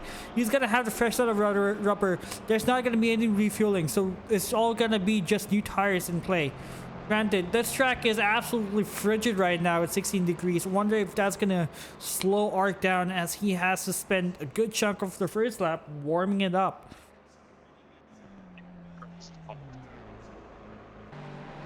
You got such a good point there. The strategy now for Damiani, you know, he's under pressure now. He has to cover off Art. So, you know, but I do believe we're looking at a very close battle there. Worley and Wheeler? Yeah, it looks Yeah, it's Worley and Wheeler. as they do go down into the braking zone. Ford Mustang is going to be on the inside and Bentley on the outside. These two are going to be giving us a good old fight, the 47 versus the 613. It must be clear that Josh Worley pit 5 minutes into the race, and his tires are around 25 minutes old right now. So it's kind of amazing that he's still hanging on to Wheeler here, as it looks like we have... Oh, never mind. Paulie Hardman did not get past Michael Schwartz yet. They are... Michael? Matt Schwartz. Michael Schwartz is the other guy. As Hardman goes wide, that's going to be track limits for him. Yeah, well, that may be the thing. Do you get a warning for it though? Because you only get a warning if you gain time on the car ahead or you open up the gap. Everybody now in this race has pitted apart from Diggs and the top 7. So they are all yet to pit in this race as we continue around this circuit. Plenty of gaps have opened up around this track. 28 positions gained. Of course he hasn't pitted, but Schwartz has gained 28 positions. Where will he come out and where will he filter once the pit stops are completed? Rest of the drivers making their way through. Arx is technically on the net race lead. However, that will depend on where Damiani comes out. As Damiani now calls it into the pit box, they will come. It's box. How will Arx respond? Where will they come out against each other? The Ford Mustang going to be in that pit lane, get the hefty machinery up on the jacks, get the fuel in it. You can't refuel, get the tyres on it, I should say, and then wait and see. Arndt is also the fastest driver out on the circuit, it seems. Fastest lap of this race, I am correct. 2:11, the last lap time being a 2:06.302. So that last lap time was their fastest lap time. And we will go. The last lap time was a 2:11, I should say, because of course, They did get through pits. Coming out of the pit lane, they said it. The fastest lap is from earlier on. My apologies. First time seeing race control, so I'm still getting used to it. As right now, coming into the left-hander, going onto the throttle as much as possible, into the braking zone we will go. Where will they come out? You can see the Ford Mustang on the PIP, trying to do everything they need to through the left-hander, onto the throttle. Here we go. Where is the 777? They're going to be going down and further. They get on the throttle. How will it count? How will it defend? Where will they come up against each other? 1.4 seconds now, but coming into the end, into turn number 1, you can see the race leader right there. Arndt went for the undercut, but it did not work out against Damiani. It looks like Josh Damiani stays ahead ever so slightly, and let's talk about the pit stops. Art Damiani and Simon Goriel and Jadapo right behind him as well. They had identical pit times. No one gained in the pits. They all had the same time stopped and the same time spent in the pits. You know, I tell you what, I don't think it's over quite yet for Art with the strategy, because he's got his tires nice and warmed up. They are in the window.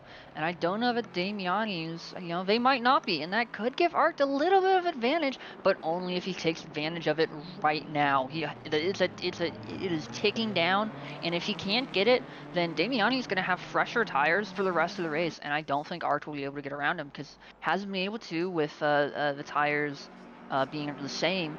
If Damiani's got the fresher tires, it'll be even more difficult for Art to try to close that gap and get around him. And well, to be fair, when we look at it, there is a slight thing here, and it is now 0.3, so those cold tyres are not going to be working out for Damiani at the current moment in time. They were 0.9 when they came in for the pit stops. Gap is now 0.7, 0.8. They were 0.6 before, so now that the tyres are coming into play, it may be Damiani who's on the defensive play. Arjun.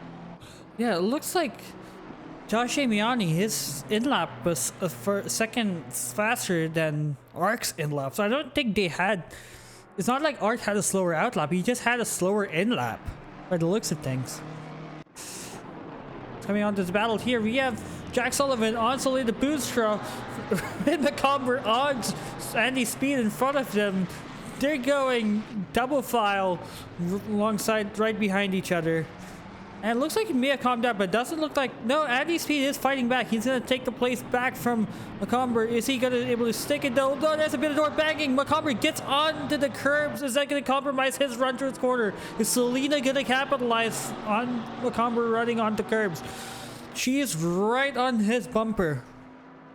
But looks like Selena doesn't have the speed to actually commit through turn 18. As they go single file again. Never mind, looks right behind. This looks like Fritz is trying to send it around the inside. Oh, never mind, McComber goes wide, so is Eddie Speed. Selena Boonstra getting that switch back there. She's getting quite a bit of time. Contacting the S's. Oh, contacting the S's. Contact. That is. Who's that out? Somebody spun around. Looks That like is the triple one. The triple one has gone round. That is going to be Suave. Built in the Bentley. That is going to be extremely unfortunate. Right now, though, you also see it behind the Porsche of Shumitsa trying to go up against Macomber as they head into the S's. It's not going to work out that lap time, though. who's spun? Suave spun there momentarily. We saw him as actually major thing. Furrer has got a drive-through penalty. Was that for speeding in the pit lane? Was that for track limits? It is unfortunate, and that will be a major dent in their race. Currently sat P number 35 is down the inside. Goes Ian Wheeler on the McLaren up against McDonald onto the back stretch. McLaren right behind the Ford. It doesn't look like Harold McDonald is done yet.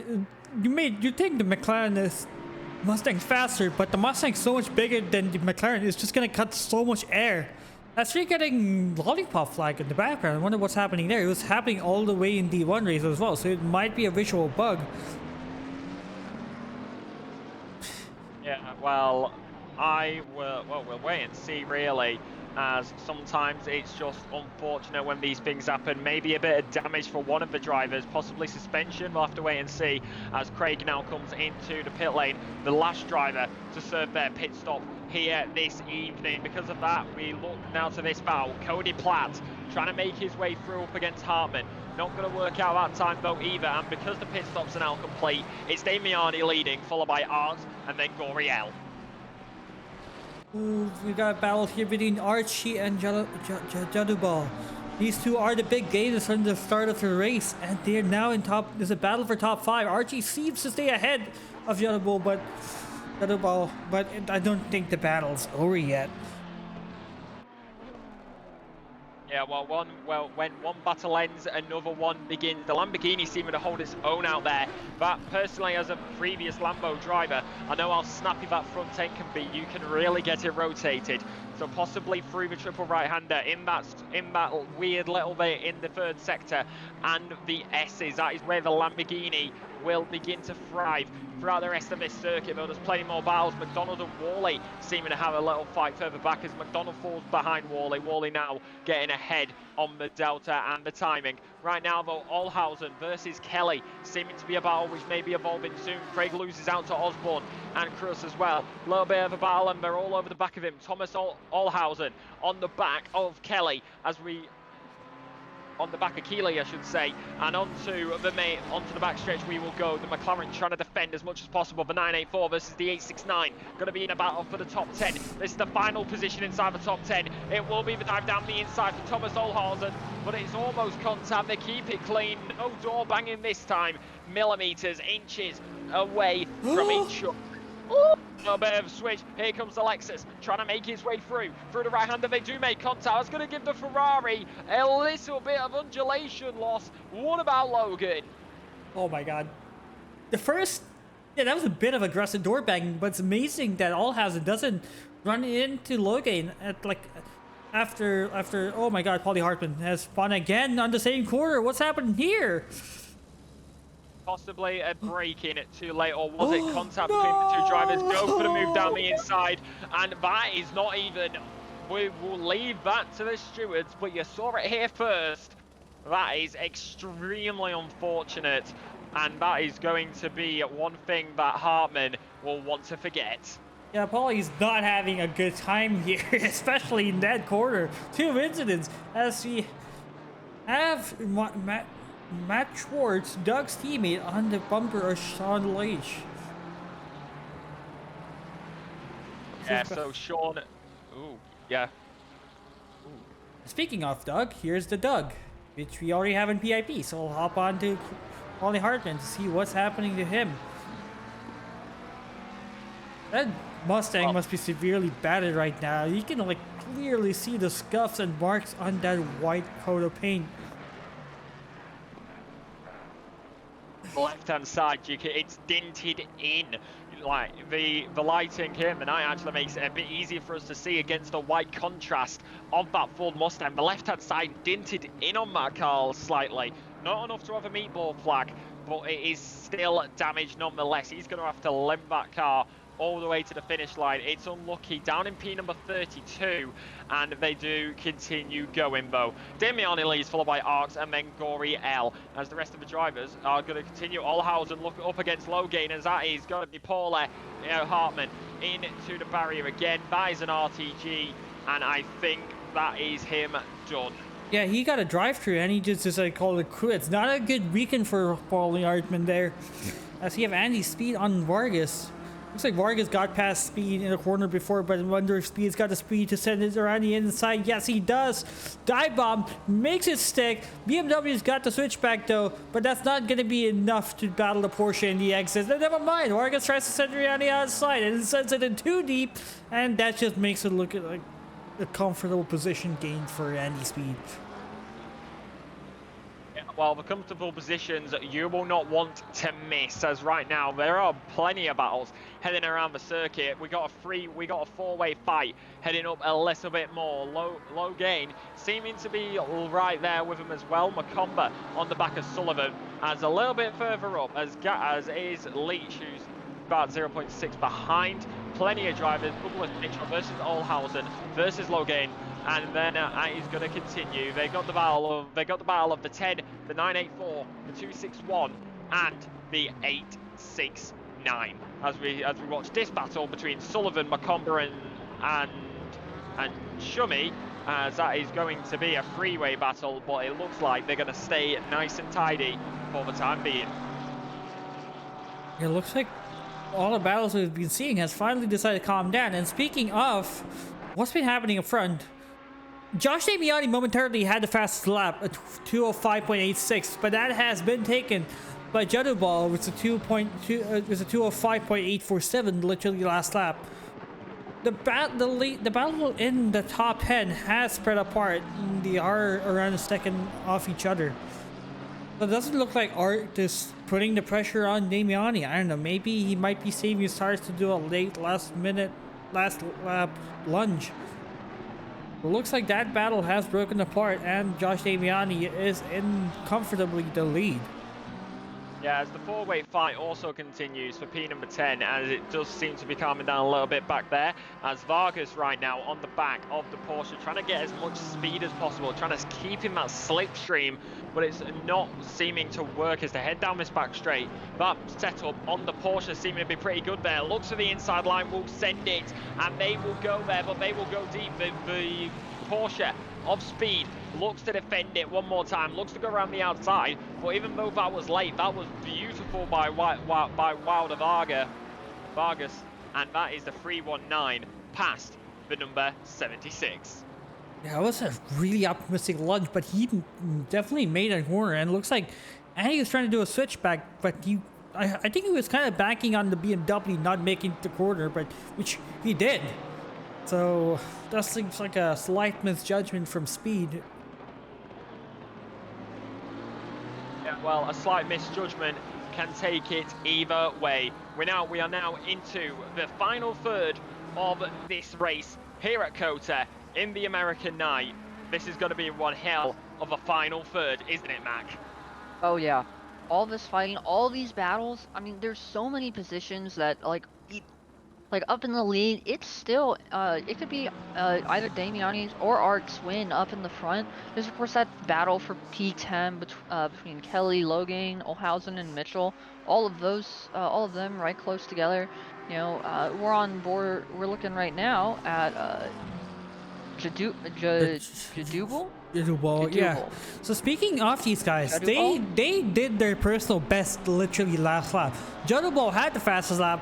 That's now gone to David Funk. So Archie did 05.857.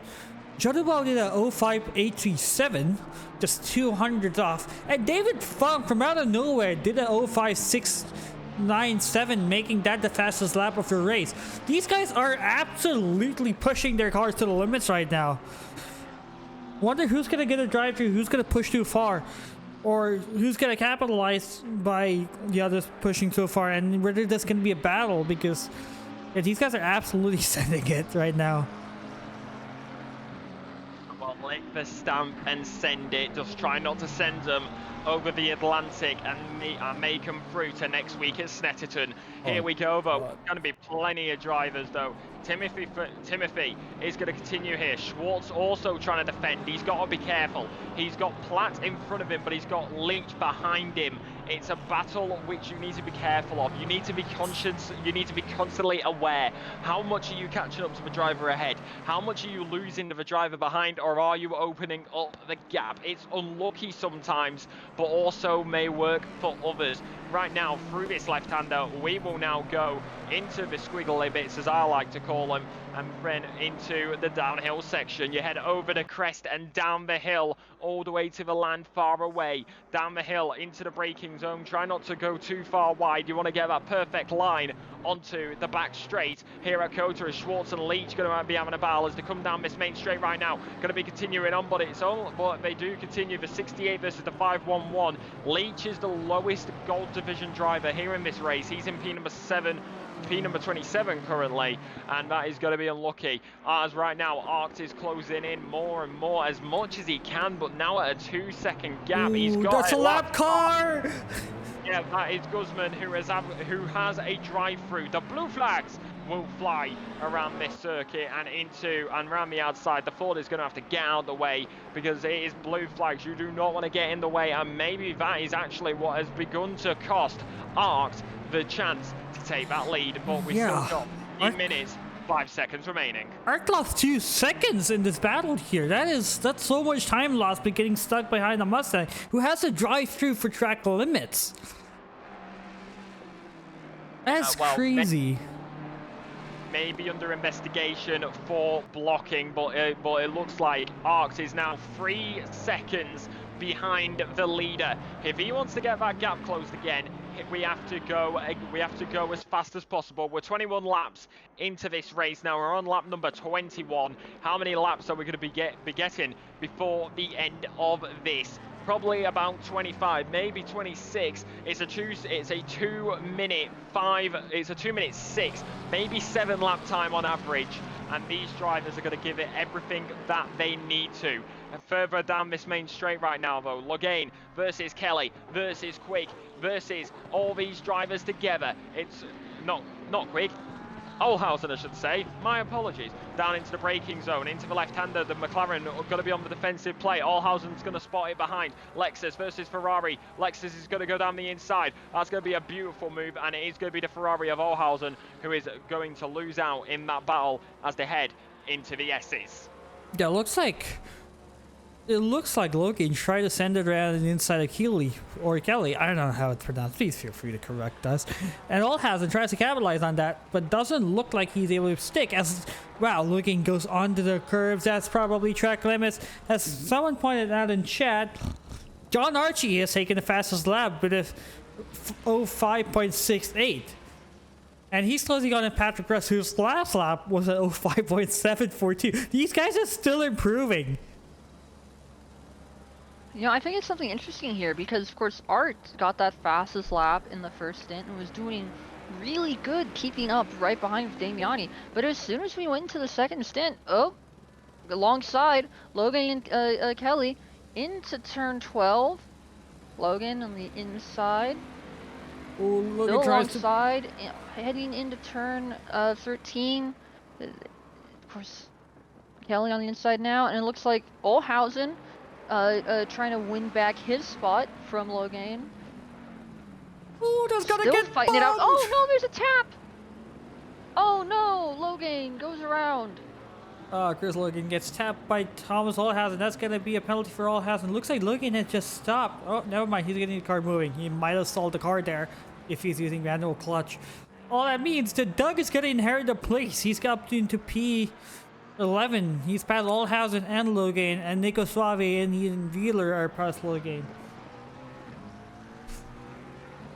That is unfortunate when it comes down to incidents like that, but of course, we'll leave the stewards to it. Well, our job is to provide you the racing action that is out on the circuit, and the stewards are the ones who deal with the penalties. Right now, though, the 220 versus the 711.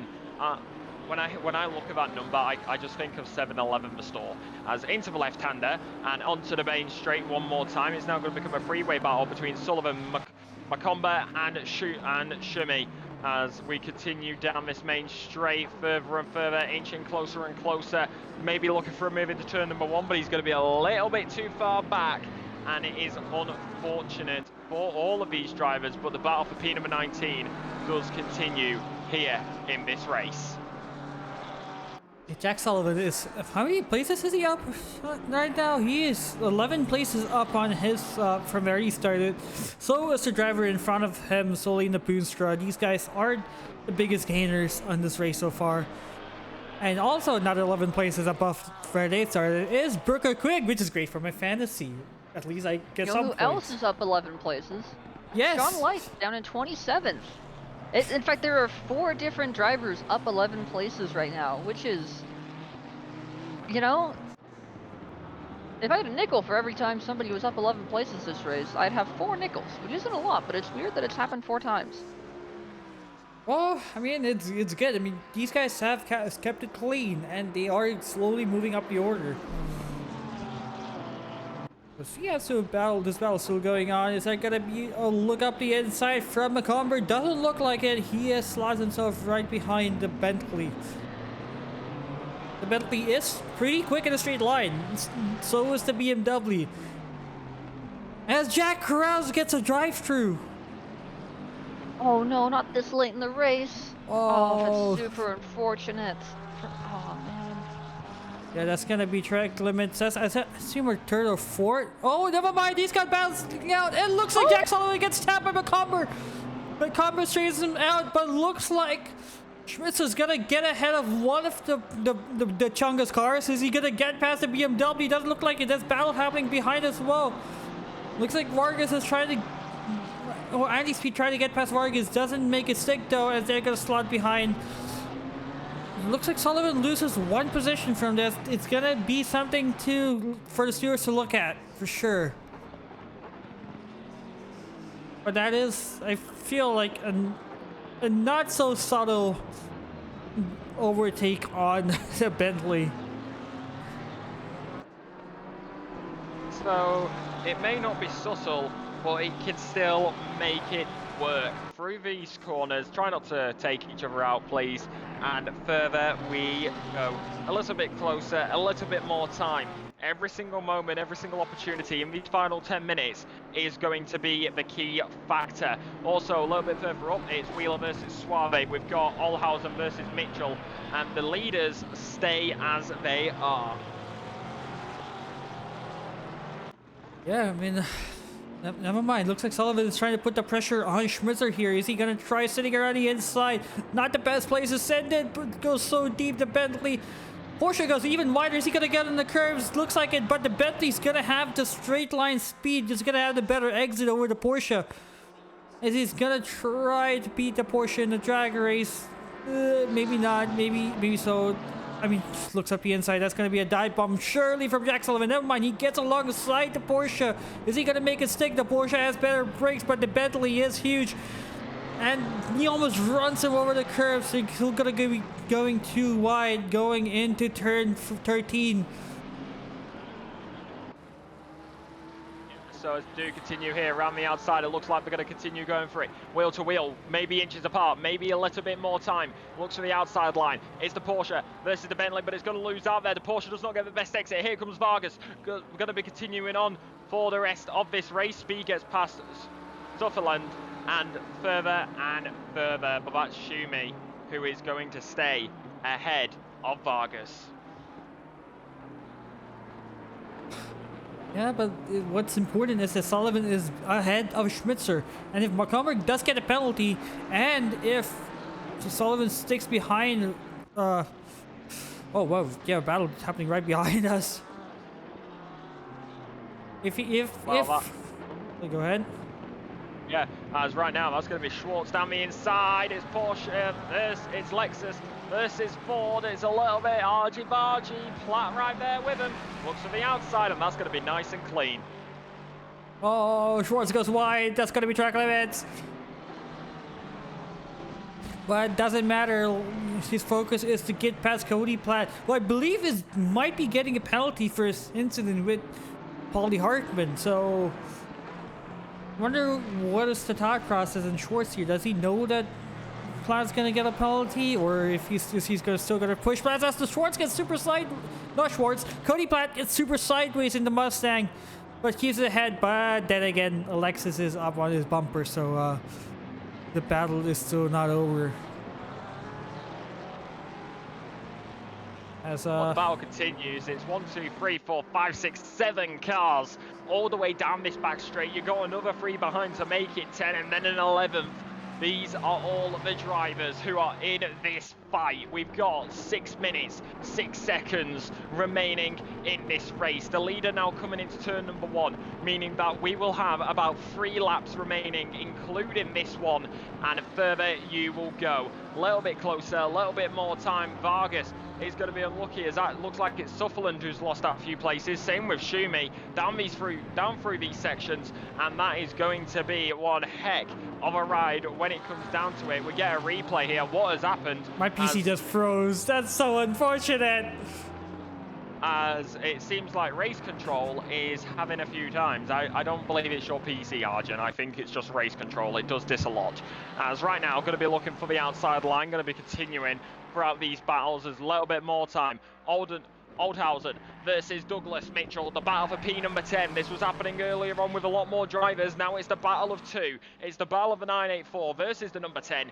And these guys are giving it everything they have to. Going to be going ahead, closer Rust and and Goriel, closer. P3. Ooh, Goriel and Rust. That's a battle for the podium going on here. And John Archie's following right behind. We got 2 battles going on as well. I'll let you follow this one, Mac. As we also have this battle going on. Looks like Goriel just getting around Rust there. I only caught the tail end of that battle. But we might be able to get a replay on it. Not sure what's going on. Yeah, it looks like my PC's just struggling when I try to switch cars rapidly. But it looks like Goriel gets ahead of Rust again. And Archie's trying to look up the inside of the Porsche. Really tight battle here. All for P3. That is that last podium position. It's really important. Just a little bit further back for P12. Wheeler and Suave. Right alongside each other. It's kicking off again. This is just like those first 15 minutes of the race. There's battles all over the place. We're trying to figure out what to show you, but there's so many battles. We can only show 1 or 2 at a time. Looks like Suave's got past Ian Wheeler, but the battle's not done yet. These guys are gonna go too wide into the quadruple left-hander as he's now blinded by the lights. Unlike that song. But looks like Wheeler stays ahead. Oh, there goes Suave. He goes super wide. That's the battle up at the top. Becomes a 3-way fight. The battle for the final place on the podium. It is going to be Goriel versus Rust versus Archie. The Lambo versus the Porsche versus the Ferrari. The battle for P number 3. They keep on going. They get a little bit more time. Wheeler now ahead of Suave, as you see. Sutherland right now going to be going to continue through the left-hander onto out the penultimate into final, and then into the main straight again. The main battles are of course that battle for the podium, but we can't take our eyes off the mid-pack. These guys have been going at it for the entirety of this race. This is why we love sim racing, and it lets us know who you are supporting in the chat. That is going to be Hall, who picks up a drive-through penalty in the background as well. That is going to be, I do believe it's actually Hall with the drive-through, who has now lost a position, who tried to go for a move, lost a position. Yes, it was, but now coming into these dying embers of this race, without a doubt we have to turn our attention to what is happening up front. It's Goriel versus Rust versus Archie. 3-way fight could possibly become a 4-way fight, as Jadobal is going to be right there with him. they're going to continue for this. You're going to see, you can see Goriel just in front in the Ferrari, followed by the Porsche, followed by the Lambo, followed by the McLaren as well, which of course it's a little bit further back, but the McLaren can definitely still get within this fight as the race leader is now going to come around the final corner. This will be the final lap of this race as we head out the final corner into the final lap. This is going to be desperation. This is going to be the fight. The bound for P number 3, Goriel, Rust, Archie. Here we go. As you see in the PIP, it looks like Josh Worley runs wide and Selena Boonstra gets past him. But all eyes on the battle for the podium here. You got a 488, the grandfathered Ferrari car, in the podium here, followed closely by the Porsche, Lamborghini, super unpopular car, and the McLaren. This is, actually, you know what, this is a pretty diverse top 10. We got, I think, I can't count. Like 6 or 7 manufacturers? Actually, no. You have 8 you actually got a manufacturers in point top here. 10. No. You got a point here. The only... Actually, it's 9 different unique cars in the top 10 because remember, Penis is driving the 296, Simon Gorio is driving the 488. So you have 9 different cars in the top 10. That's absolutely insane now that you mentioned it, because you got the Mustang at the top, then you got the BMW, you got one of the Ferraris. You said it was a 488, I believe Goriel was driving.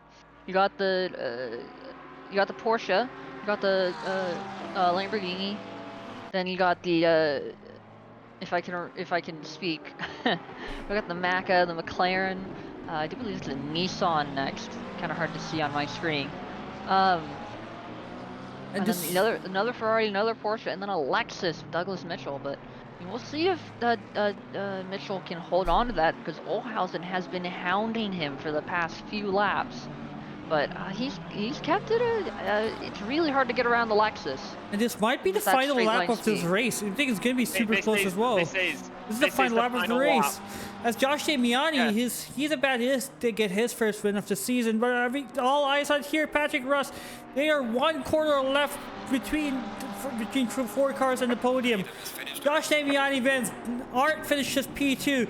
But what about this battle? Looks like Simon Goria runs wide slightly, so is Patrick Russ, as they're gonna be having a photo finish here. Looks like Simon Gorio keeps P3, Patrick Russ in P4, John Ashe in P5, and Timothy Jadobal in P6, with David Funk in the GTR closing in P7, followed by Penis and Brooker in P8 and 9, and Doug ran the number 10 car, rounding up the top 10.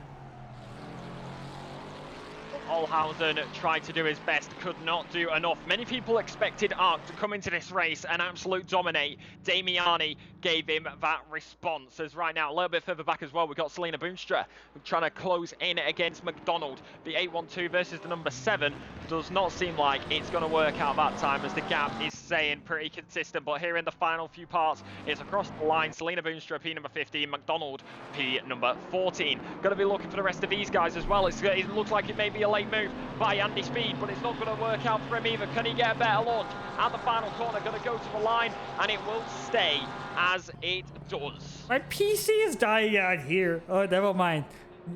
Thankfully it finishes where they are.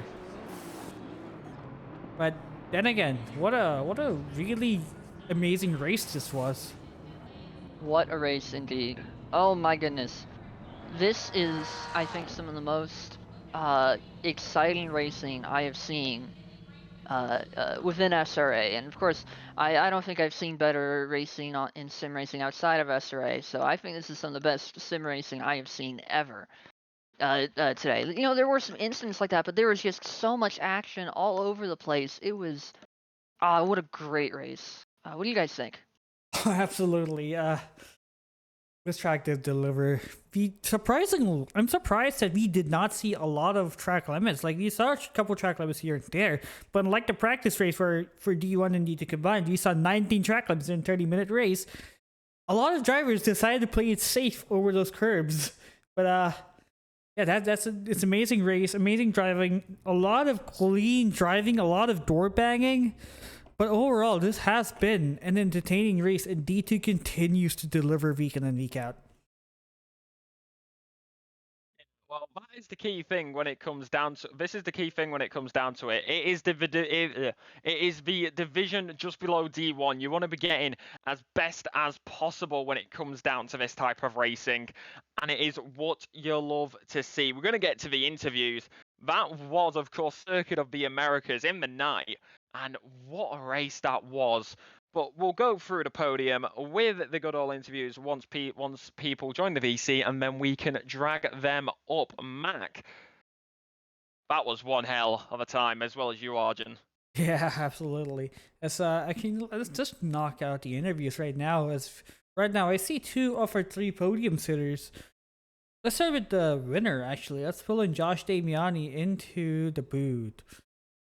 I can't do that right now. Shut the fuck up. Thankfully, that's not heard Great on timing Steam, on I joining believe. the commentary, Josh. Welcome to the commentary booth. Congrats on that win. That was a great win. Hey, thank you very much. Even though it wasn't heard on stream, I'll say I apologize. I didn't realize that was set for this server. People What a who great are race. wondering, Josh Damiani has a custom sound for joining in Discord calls, which thankfully isn't heard on stream. Oh, Yeah. it's not? Oh, that's okay. Very thankful for that. But yeah, what a great race out there. Unfortunately, didn't get to do more battling, but hot lapping in the dark is never easy. Oh, they heard it. Oh God, they heard it. Oh, they did hear it? They Oh heard no. it. Oh yeah. Oh Battling no. Sorry to Well- interrupt you.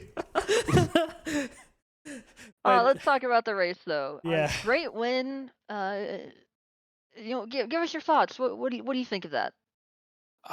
There really wasn't much to think about, honestly. Got lucky with a very hooked up qualifying lap and was able to just manage the pace throughout the race. I mean, the Mustang is a little bit squirrely, but as long as you're not pushing it too hard, it tends to hold its own. I think the hardest part was catching my 3rd track limit on like my 2nd lap after the pit stop.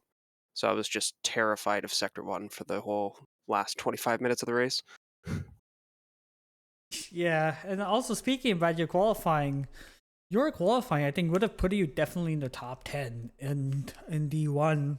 So that's a wild lap from you. I appreciate it. There's definitely been a massive pace increase lately. I don't know where it's come from, but there's a lot of fast drivers at Coda too. So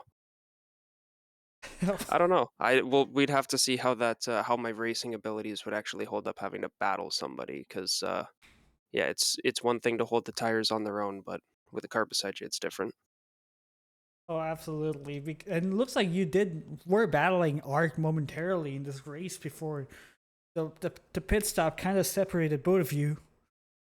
Mm-hmm. We were both in the same chat. He's a fellow champion motorsports driver, and it seemed like we were kind of going to use the pit stop to separate the two of us. I was kind of under the impression he was going to end up in front of me, but I don't know. I guess luck was on my side, and the game didn't want us to fight anymore. Yeah, good on you. After that, you kind of pulled away. So, Yeah, it was. I don't know. It was It's rare I get a week where I can walk into a race and walk out and go. It wasn't like a crash ahead that led to my success, or like I got fortunate with a pit stop error, or something like that. It was just I just showed up and it seemed like everything worked this week. and that's good because being on your 3rd track limits is also kind of terrifying, and also you're like, I believe when you pitted, you were 1 lap behind. You pitted 1 lap after Arc. Were you kind of expecting to be undercutted, or was that more reactionary, or do you just want to pit at exactly a 30-minute mark? We had kind of communicated about it. I had said we both kind of wanted to go 30, maybe a little bit past, but he ended up going early, and I thought that he would have ended up getting past me as we got through the rest of the race. So I thought, let's use this as an opportunity to pseudo switch the cars. But I ended up covering him off, so it kind of wasn't what I was planning to do, but it was more beneficial, the outcome that I got. Gotcha. So a bit of team orders going around in the chat. Yeah, casual team orders. I mean, no one wants to destroy their and their fellow teammates' race just when, like, it could be easily solved by letting the faster guy through. I don't know. I was taken out by a Madhouse member yesterday in D1, so I don't know. We might be out for blood. Well, that's Madhouse. That is true. But yeah, again, congrats. I believe this is not your first win in D2. I think we have seen you in the booth a lot of times. Do you have any shoutouts? Big shout out, obviously, to everybody over at Champion Motorsports. Always to the man himself, Fire Queso, for being our team management for everybody, keeping an eye on everybody's streams to give us all our vital info. And I guess I'll give a shout out to Hymo and Track Titan for all of their setups and data that we use to improve our lap times. No one told Diego that he is kind of tweaking after I set up yesterday. But also Anton is in the chat asking about his laps. Oh wait, Track Titan. Let's not talk about that here. But yeah, Track Titan high mode. Also, speaking of Champion Motorsport, we saw Paulie Hartman. Paulie Hartman was kind of taken out in the race, and yeah, you have any thoughts for that? Because he is also a critical member of Champion Motorsport. Of course, and Paulie's been probably the best measure for all of us on how to deal with stuff like that happening, and just was able to keep a level head and continue on with his race. I mean, I know one of the incidents was Cody, another fellow Champion Motorsports driver, but oh, there we go. We do have Champion yeah. Motorsport Team Marlins. Oh yes, we definitely do. If you're unfamiliar, tune back to last week at the end of lap 1 when I T-boned my teammate. Oof. It happens. Thankfully, exactly. this it's race racing. This race is kind of the opposite, and you have kept it clean.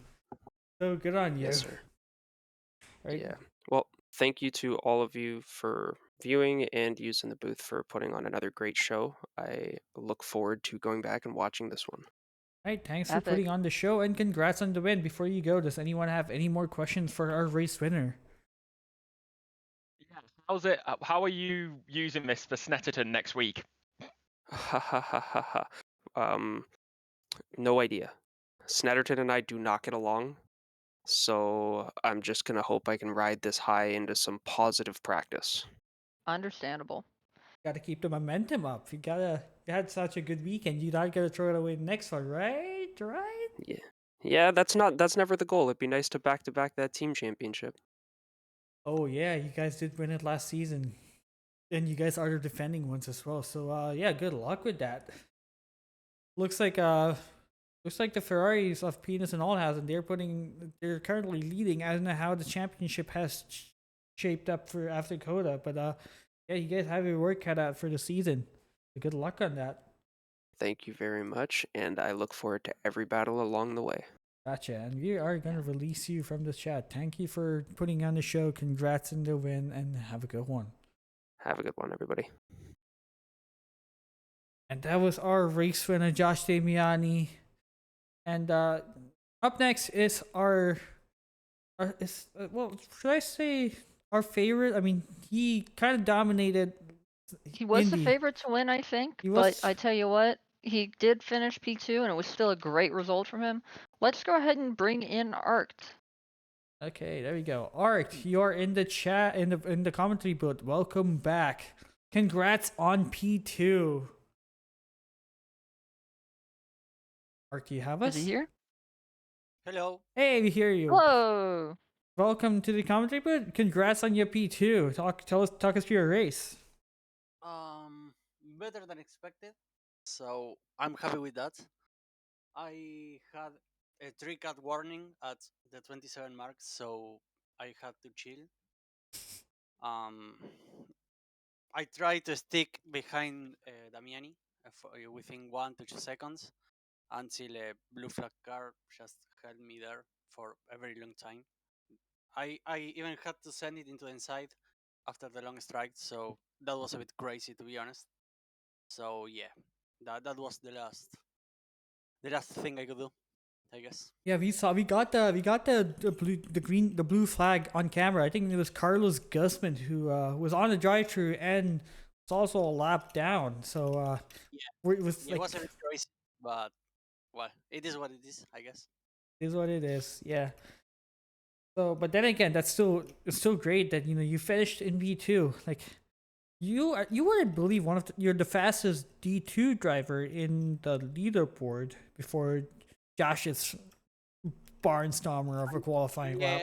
I think no one saw Damiani doing that lap, but that was diabolical, to be honest. Yes. I had in my Delta for a moment 049, and I couldn't do it, but it was still not enough. So it was a great shot by Damiani in quali, and in race. Yeah, I mean, good job though, because Josh may have beaten you, but you hung behind him for most of the track. And also, to talk to your pit stop, you did pit a lap earlier than Josh. Josh said that you did communicate in the chat. Were you hoping to undercut him?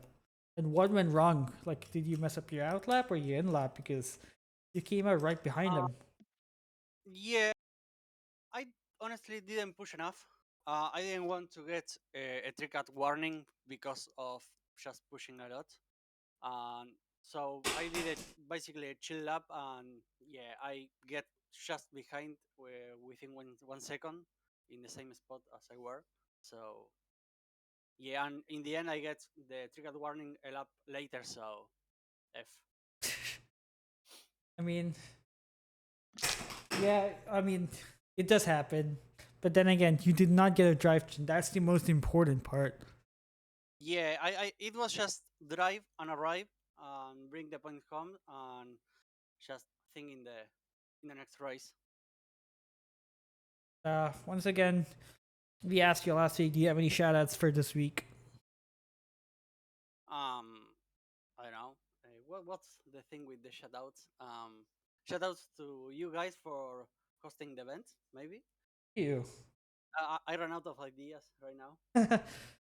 It's all right. I mean, the race has been tiring for you. All right, fellas, you got any questions for our P2 winner? P2 winner, P2 finisher, Podium sitter.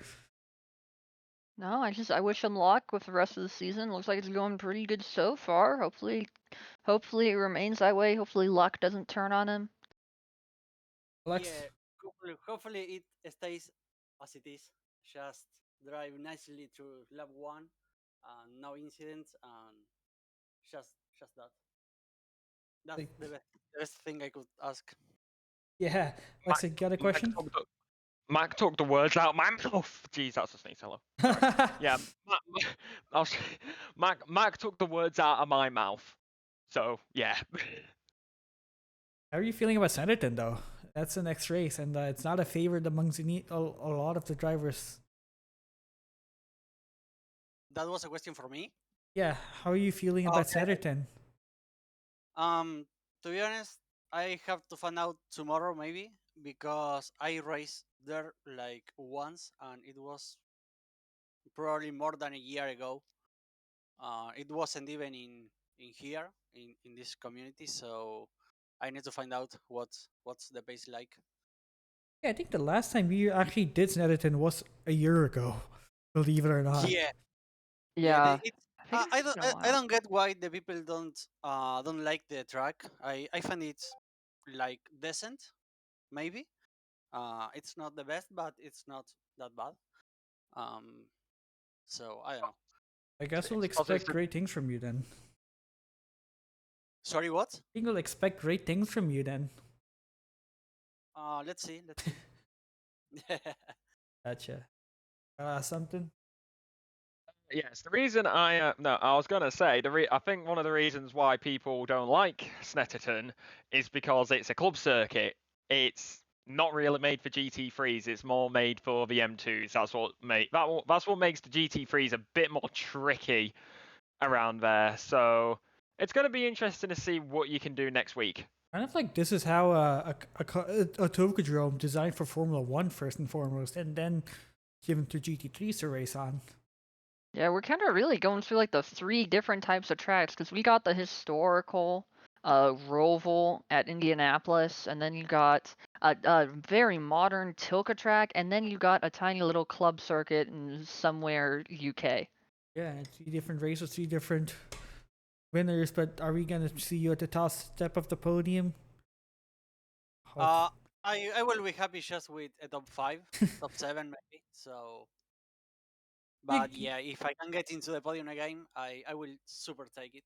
You got the pace. I mean, I'm gonna say it. I said this last week. I'm gonna say it again. You'll be surprised if you don't get moved up a division and Anton's thing gets screwed up. I hope not.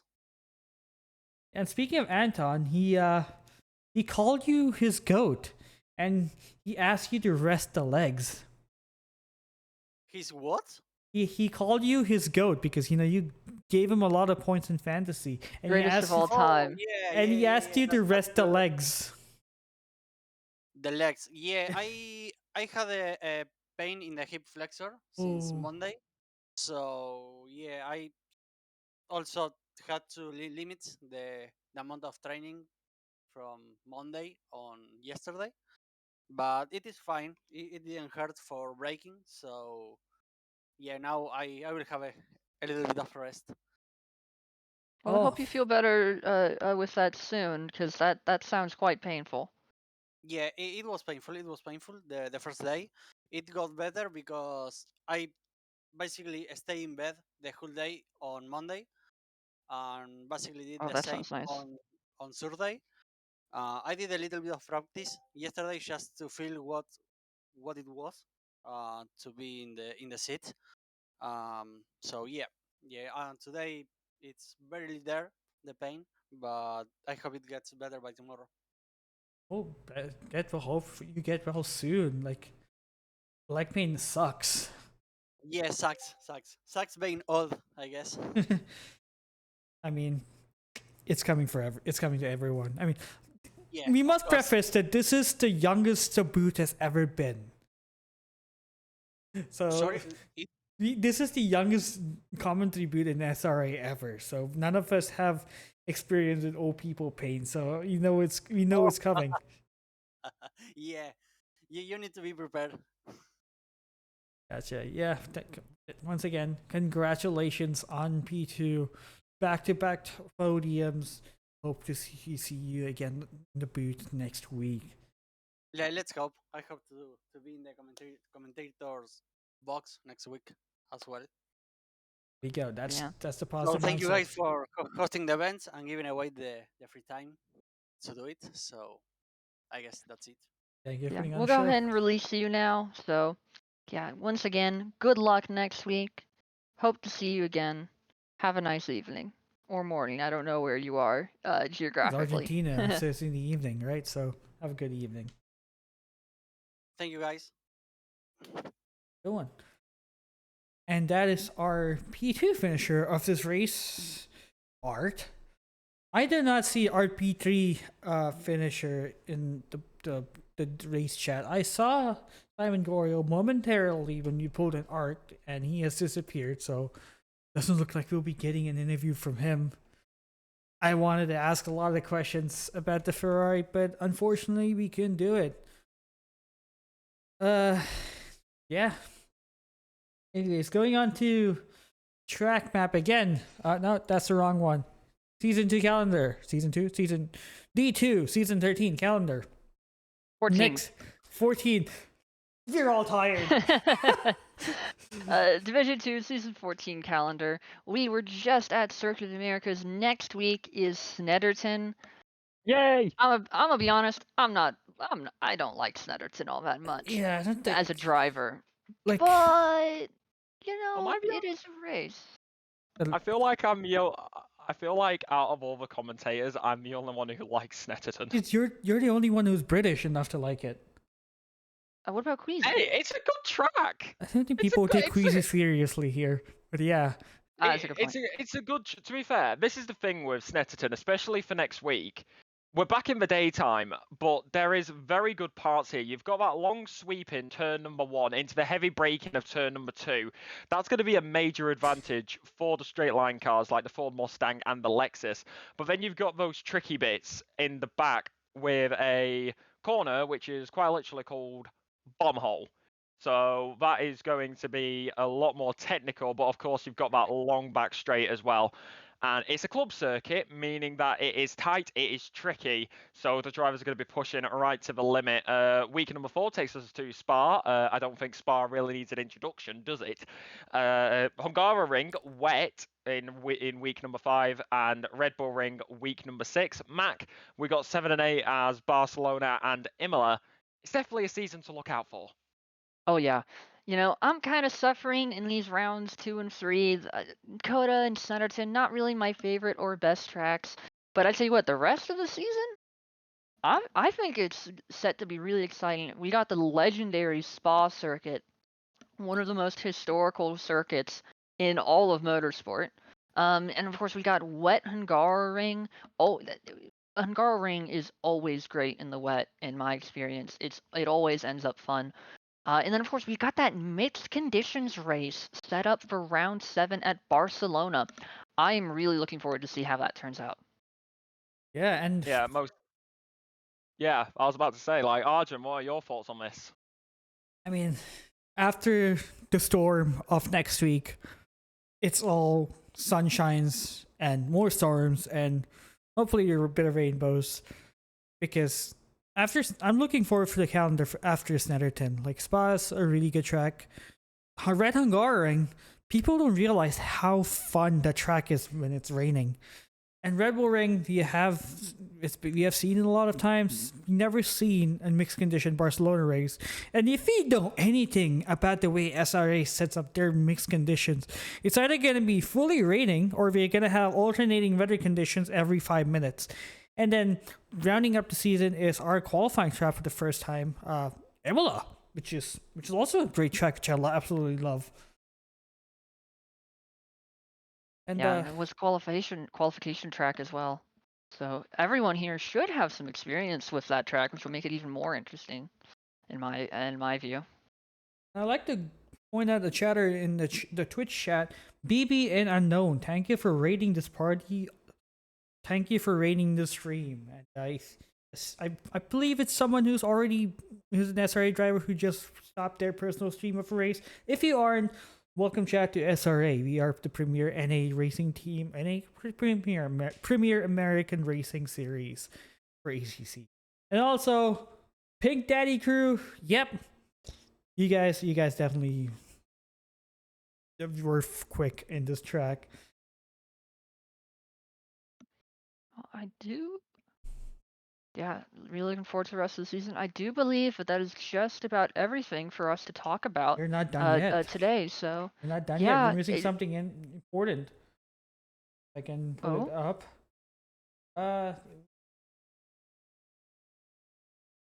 Would be the ad break. You forgot the ads.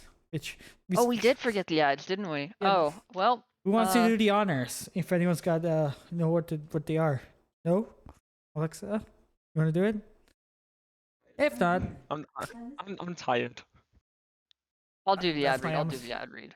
Oh, okay. Got it up? Yeah, I got it up. I have it open with me. I can do it. I have it up. All right, cool. Go ahead. What's yours? A huge thank you to our SRA sponsors and title sponsors for supporting us here at SRA, as well as support from Documise, a modern business solution for product management. Go to documise.com to learn more today. And support from Retro Saga, a North American-based gaming company that provides accessories for your favorite classic systems, including Nintendo, Sega, PlayStation, and much more. Enhance your retro gaming experience today at retrosaga.ca. And a big thank you to our affiliates, Track Racer. Experience redefined gaming of Track Racer's high-quality sim rigs and accessories. Use code SRATE at checkout to support us. Armamentario, a toolbox for ACC that will enhance your chance to win. Enjoy a fully customizable and enhanced HUD to change the way you experience ACC. ET3D Sim Shop. Upgrade your sim racing experience with premium 3D printed accessories featuring precision crafted magnetic shifters, sleek cable management solutions, versatile stream deck mounts, and immersive dashboard displays. Their innovative designs enhance performance and style. Elevate every lap with top-tier quality and craftsmanship at at3d.net. Go Setups, premium esports setups for everyone. Use our affiliate link on our Discord and take your drive to the next level. I especially love Ghost Setups Ascensos for Coda. Oh yeah. Castle and Cauldron, a home-based crafting business specializing in handmade Harry Potter, Fantastic Beasts, and Fairy World collectibles, magic wands, potions, mini dioramas, wall decor, costumery, cosplay, and much more. Castle and Cauldron is where crafting meets the magical. Visit facebook.com/Castle Cauldron. And from KSP Concepts, your source for custom automotive renderings, graphic design, and printing. We spend countless hours making you look good for all the spectacle. Check out kpconcepts.com for more. And that's gonna be it for us D2 broadcast this week. Do you guys have any final words before we wrap the stream up? Catch us next week at Snetterton. Yep. Yeah, just when it's netting time. Goodbye, everyone. Same time, different What? place. I'm gonna make this clear. You'll have Mac and Arjun. I'm not here next week. Ilpo should be back. Ilpo should be back. Yeah, Ilpo's also we got Alexa Marshall. Man was on for this. Yeah. What division are you usually at again, Alexa? D3. D3. So you can go to D3 to catch Alexa. That'll be on Tuesdays as opposed to Wednesdays. But just watch both times. You know, it's fun. It's fun all the races are fun. Definitely, this community is pretty fun when you do entertain. All right, that's gonna be us from this season. Season? No, not the season. That's gonna be us. That's gonna be it from us this week. We'll see you next week. Adios.